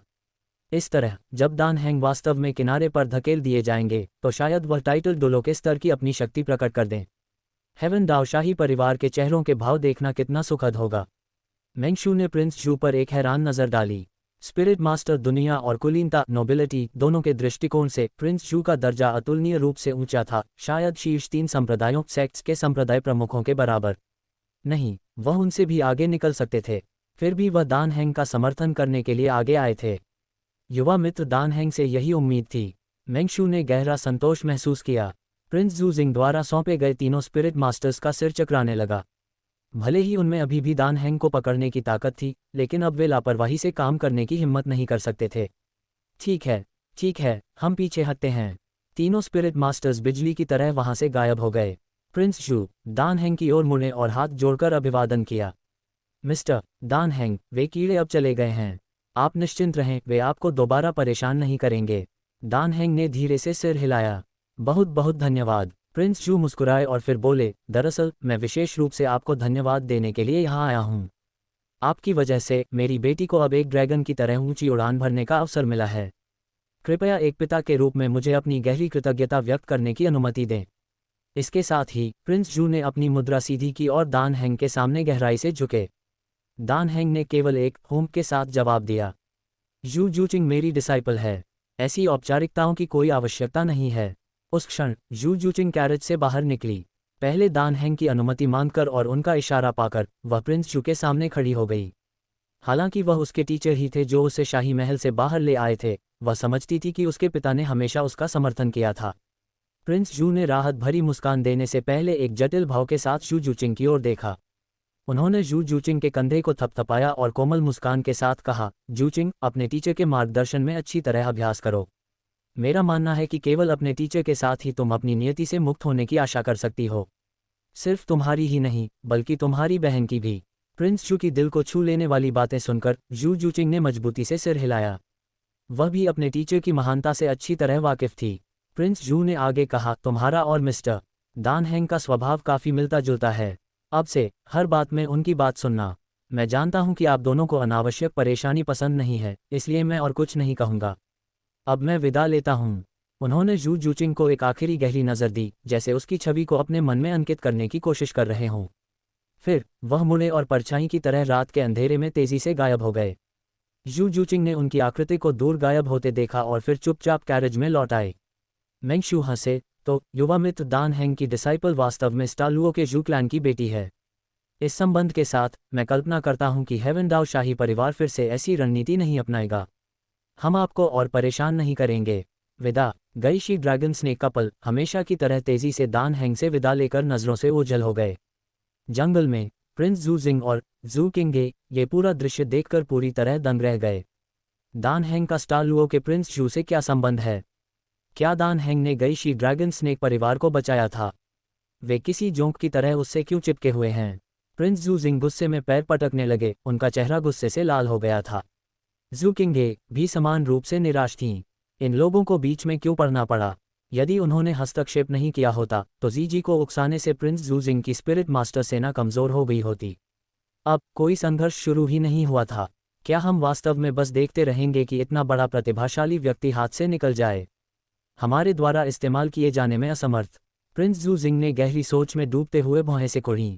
जू किंगे चुप रहीं। उन्होंने पहले ही एक और योजना बना ली थी जिसे उन्होंने प्रिंस जू जिंग से गुप्त रखा था। रॉयल अंकल, अब मैं चलती हूँ। जू किंगे एक घोड़े पर सवार होकर अकेले ही दान हैंग के कैरेज का पीछा करने निकल पड़ीं। जैसे ही शाम ढली, दान हैंग आखिरकार एक छोटे शहर में पहुंच गए। ट्रांसपोर्ट सर्विस को कैरेज वापस करने के बाद उनका 4 लोगों का परिवार घर की ओर बढ़ने लगा। रास्ते में गू यूइना ने दान हैंग की बांह पकड़ी हुई थी, उनके चेहरे पर आखिरकार एक सुकून भरी मुस्कान थी। दोनों के बीच की गलतफहमी दूर हो गई थी। अचानक दान हैंग ने चलना बंद कर दिया। क्या हुआ हस्बैंड? गू यूइना ने भ्रम में पूछा। दान हैंग ने अपने घर की दिशा की ओर इशारा किया। सड़क के अंत में आसमान में घना धुआं उठ रहा था, साथ ही तेज लपटें भी दिखाई दे रही थीं। हर कोई स्तब्ध था। वह दिशा, क्या वह दान हैंग का आंगन कोर्टयार्ड नहीं था? उन्होंने तुरंत अपनी गति तेज कर दी। कुछ क्षणों बाद उन्होंने आग का स्रोत देखा। जैसा कि उम्मीद थी, वह दान हैंग का आंगन ही था। घर पहले ही लपटों की चपेट में था, जो अधिकतर जलकर कोयला बन चुका था। उसकी दीवारें काली पड़ गई थीं। आसमान में घना धुआं उठ रहा था और आंगन के चारों ओर की लकड़ी की बाड़ पूरी तरह जल चुकी थी। लोगों की भीड़ इधर बढ़ रही थी, आग बुझाने के लिए पानी फेंक रही थी। चैप्टर समाप्त। Dolo Danheng just want to avoid trouble, Gu Yuena pursues. Chapter 80 lure long. एक एक करके लोग पानी के बर्तन और बाल्टियां लेकर आए और उन लपटों को बुझाया जिन्होंने आंगन कोर्टयार्ड को लगभग पूरी तरह निगल लिया था। आग, जो पहले ही कम हो रही थी, जल्दी ही बुझा दी गई। घना काला धुआं धीरे धीरे छट गया, अपने पीछे केवल बर्बादी और तबाही छोड़ गया। कभी साफ सुथरा और व्यवस्थित रहने वाला आंगन अब कालिक और कीचड़ से ढका हुआ था। दान हैंग वहां खड़े होकर अपने घर को शून्य में घूर रहे थे, उनके चेहरे के भाव अनिश्चित रूप से बदल रहे थे। वह छोटा सा आंगन जहां वह 7 वर्षों से रह रहे थे, एक ही आग में राख हो गया था। एक पल के लिए उनके दिल में अनगिनत भावनाएं उमड़ पड़ीं। गु युइना ने दान हैंग की बाँह थाम ली और चिंता के साथ उनकी ओर देखने लगीं। हस्बैंड, जी जी क्षण भर के लिए स्तब्ध रह गई, फिर वह अचानक अपना पेट पकड़कर ठहाका मारकर हंस पड़ी। ये बहुत मज़ेदार है, आप अभी घर पहुंचे और आपका घर ही गायब हो गया। हा हा हा, ब्रदर इन लॉ, क्या आपको यह मजाक नहीं लग रहा? आप स्टालुओ की यात्रा पर गए और जब वापस आए तो आपके पास घर ही नहीं बचा। न जाने क्यों आंगन का विनाश जीजी को बहुत ही मनोरंजक लगा। वह इतनी जोर से हंसी कि लगभग दोहरी हो गई। यू जूचिंग के मुंह का कोना फड़क उठा, इससे पहले कि वह तेजी से आंगन में जाकर खंडहरों में छानबीन करने लगी। ओह प्यारे, क्या ये दान हैंग नहीं है? ओह मेरे भगवान, ये किस्मत की बात है कि आग लगने के समय तुम अंदर नहीं थे। यह एक आशीर्वाद है। जब तक तुम सुरक्षित हो, धन और संपत्ति तो हमेशा दोबारा हासिल की जा सकती है। हाँ, लेकिन मुझे आश्चर्य है कि किस दिलहीन व्यक्ति ने यह आग लगाए। कितना नीच काम है। दान हैंग, तुम फिलहाल हमारे घर रह सकते हो, पड़ोसी उत्साह के साथ बोल रहे थे। हालांकि उनमें से कुछ की आंखों में दूसरों के दुख पर मिलने वाली खुशी शार्डनफ्रॉइडर की झलक थी। दान हैंग ने एक अद्भुत सुंदरी से शादी की थी और एक सुखद जीवन जी रहे थे। काफी लोग मन ही मन उनसे ईर्ष्या करते थे। अब जब दान हैंग ने अपना घर खो दिया था तो वह उनसे भी बदतर स्थिति में थे। यू जूचिंग खंडहरों से लौटी और दान हैंग को रिपोर्ट दी, टीचर, आग लगने से पहले अंदर का सारा फर्नीचर हटा दिया गया था। किसी ने जानबूझकर यह किया है। दान हैंग ने गुस्से में अपनी मुट्ठियां भींच लीं। तभी दूर से एक आकृति अचानक दौड़ती हुई आई। मिस्टर दान हैंग, मैं गहराई से माफी चाहती हूँ। आवाज तेजी से करीब आई, ये जू किंगे थी। वह दान हैंग के पास दौड़कर आई और कमर से गहराई तक झुक गईं। जी जी अभी भी हंस रही थी। उसने जू किंगे की ओर इशारा किया और चिढ़ाया, तुम भी कमाल की हो। तुमने सच में मेरे ब्रदर इन लॉ का घर जला दिया। तुम्हें ऐसा विचार आया भी कैसे? गु युइना की अभिव्यक्ति काली पड़ गई। वह आगे बढ़ी और जोर से जीजी का गाल मरोड़ दिया। जीजी दर्द से चिल्लाए और तुरंत हंसना बंद कर दिया। दान हैंग ने ठंडे स्वर में जू किंगे की ओर देखते हुए भौहें से कुढ़ीं। तुमने जो किया है उसने मुझे बहुत कठिन स्थिति में डाल दिया है। जू किंगे और भी नीचे झुक गईं, क्षमा प्रार्थी भाव से। मैं ईमानदारी से माफी चाहती हूँ मिस्टर दान हैंग। आपको आगे आने के लिए मनाने के वास्ते मेरे पास ऐसे हताशापूर्ण कदम उठाने के अलावा कोई विकल्प नहीं था। हालांकि आग लगाने से पहले मैंने अपने लोगों को आपका सारा फर्नीचर और बिस्तर हटाने का निर्देश दे दिया था। मैंने सुनिश्चित किया कि एक भी चीज़ न जले। मुझे सच में आपकी सहायता की आवश्यकता है। आपकी जो भी शर्तें हों कृपया मुझे बताएं। मैं उन्हें पूरा करने की पूरी कोशिश करूंगी। जू किंगे ने एक विनम्र रवैया अपनाया, ये सच्ची प्रतिभा के प्रति उनका सम्मान था। गु युइना ने यह दृश्य देखा। भले ही जू किंगे के इरादे गुप्त हों, कम से कम वह अभी भी हेवन डाओ एम्पायर की क्राउन प्रिंस थीं। फिर भी यहाँ वह दान हैंग को इतना महत्व दे रही थीं। ये बिल्कुल वैसा ही था जैसा गु युइना ने अनुमान लगाया था, दान हैंग को उच्च अधिकारियों का ध्यान दिलाना ताकि वह दुनिया को प्रभावित कर सकें। लगातार संपर्क एक्सपोजर के साथ दान हैंग के भीतर स्वाभाविक रूप से महत्वाकांक्षा जड़ जमा लेगी। इसलिए भले ही जू किंगे ने उनका और दान हैंग का घर जला दिया था, एक ऐसी बात जिससे वह नाखुश थी, उनके समग्र इरादे गु युइना के लक्ष्यों के साथ पूरी तरह मेल खाते थे। इसलिए उनका जू किंगे के लिए मुश्किलें खड़ी करने का कोई इरादा नहीं था। गु युइना कोमल स्वर में बोली, हस्बैंड, घर पहले ही नष्ट हो चुका है और हमारे पास रहने के लिए कोई जगह नहीं है। क्यों न उनके साथ हेवन डाउ सिटी चलें? यदि आपको कोई चिंता है तो आप उसे अभी स्पष्ट रूप से बता सकते हैं। गु युइना ने उम्मीद के साथ दान हैंग की ओर देखा। दान हैंग कुछ देर चुप रहे, अंततः उन्होंने जू किंगे को वहीं कुचल देने का विचार त्याग दिया। वह गु युइना की ओर मुड़े और पूछा, क्या तुम हेवन डाउ सिटी जाना चाहती हो? गु युइना ने एक सवाल के साथ जवाब दिया, कौन बड़े शहर नहीं जाना चाहेगा?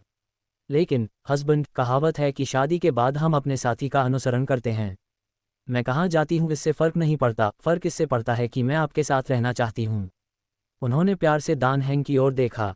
दान हैंग ने एक गहरी सांस ली और वापस जू किंगे की ओर मुड़े। जू किंगे अभी भी झुकी हुई थीं, अपनी मुद्रा बनाए रखने के लिए संघर्ष कर रही थीं। वह लगभग अपनी सीमा पर थीं। मेरी कुछ शर्तें हैं, दान हैंग ने कहा। कृपया बताएं। जू किंगे ने राहत की सांस ली और आखिरकार सीधी खड़ी हुईं। पहली, एक बार जब मैं हेवन डाउ सिटी पहुंच जाऊं तो मैं सार्वजनिक रूप से नहीं दिखना चाहता। मैं एक शांत जीवन जीना चाहता हूं। मैं आपको रणनीतिक सलाह स्ट्रैटेजिक एडवाइस दे सकता हूं, लेकिन यदि आपने कभी भी मेरे अस्तित्व को उजागर किया तो मैं तुरंत वहां से चला जाऊंगा। दूसरी, मेरी योजनाओं के प्रभाव के बावजूद आपको हमें कभी शामिल नहीं करना चाहिए। इसमें वह सब भी शामिल है जो पहले हो चुका है।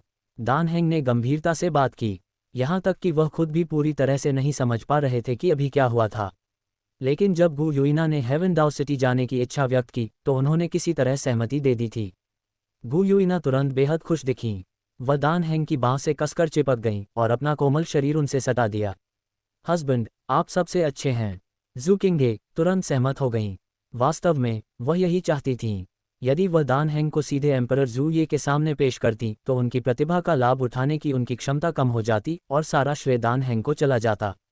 लेकिन यदि दान हेंग उनके व्यक्तिगत सलाहकार पर्सनल एडवाइजर बने रहते तो न केवल वह उन्हें स्पिरिट हॉल के हस्तक्षेप से बचा सकती थीं, बल्कि वह अपने लिए उनके रणनीतिक मूल्य का अधिकतम लाभ भी उठा सकती थीं। निश्चिंत रहें मिस्टर दान हेंग, मैं अपने वादे निभाऊंगी, जू किंगे ने गंभीरता से कहा। दान हेंग ने धीरे से सिर हिलाया। चूंकि ऐसी बात थी तो उन्हें हेवन दाओ सिटी जाने में कोई आपत्ति नहीं थी। जी इस बीच अभी भी अपने सूजे हुए गाल को सहला रही थी और जू किंगे को शत्रुतापूर्ण भाव से घूर रही थी। लेकिन इस आदमी ने हमारा आंगन जला दिया और मुझे मुसीबत में डाल दिया। जू किंगे तुरंत सतर्क हो गईं। यदि जी ने उनके लिए परेशानी खड़ी करने का फैसला किया तो। गु युइना ने ठंडी फुकार भरी। बस करो जी, एक बार जब हम हेवन दाओ सिटी पहुंच जाएंगे तो मैं तुम्हारी बहन बाई जी से कहकर तुम्हें वापस बदलवा दूंगी। फिर वह दान हेंग की ओर मुड़ी और समझाया, बाई जी मेरी एक और बहन सिस्टर है। Supreme pontiffs palace spirit hall. सिंहासन पर ऊंची बैठी बीबी डांग एक शाही बैंगनी पोशाक में थी। उनकी एक लंबी टांग दूसरी पर रखी हुई थी जिससे उनके दबदबे का आभास हो रहा था। उन्होंने एक हाथ में एक गुप्त पत्र पकड़ा हुआ था। उनकी ठंडी नज़र नीचे खड़े क्रिसैंथेमम डोलो और गोस्ट डोलो पर टिकी थी। कितना अद्भुत है! इतने वर्षों में स्पिरिट हॉल ने जो भी प्रयास किए हैं, अब हमारे पास सब कुछ खोने का खतरा है। मुझे बताओ हमें क्या करना चाहिए। बीबी डांग की एक डरावनी हंसी निकली। उनके चेहरे के भाव बर्फीले थे, लगभग जानलेवा। स्पिरिट हॉल द्वारा दुनिया को निगलने की भव्य योजना उनकी ही पहल थी। और अब हेवन दाओ एम्पायर ने इसका पता लगा लिया था, जिससे स्पिरिट हॉल के नियंत्रण वाले अधीनस्थ राज्यों और रियासतों किंगडम्स और डचीज के पूरी तरह नष्ट होने का खतरा पैदा हो गया था। क्रिसैंथेमम डोलो और गोस्ट डोलो दोनों चुप रहे, उनके सिर झुके हुए थे। यदि वे अब बीबी डांग का ध्यान आकर्षित करते तो निश्चित रूप से उन्हें कष्ट सहना पड़ता। बेकार कचरे का ढेर, बीबी डांग ने उपहास किया, फिर अपना आदेश जारी किया। क्रिसैंथेमम डोलो, गोस्ट डोलो, मैं तुम्हें उस व्यक्ति को खोजने का आदेश देती हूँ जिसने स्पिरिट हॉल की महत्वाकांक्षाओं का पता लगाया है और उसे मार डालो। जैसा आपका आदेश। चैप्टर समाप्त। क्या आप चाहते हैं कि हम इस कहानी को जारी रखें या किसी विशिष्ट भाग पर चर्चा करें?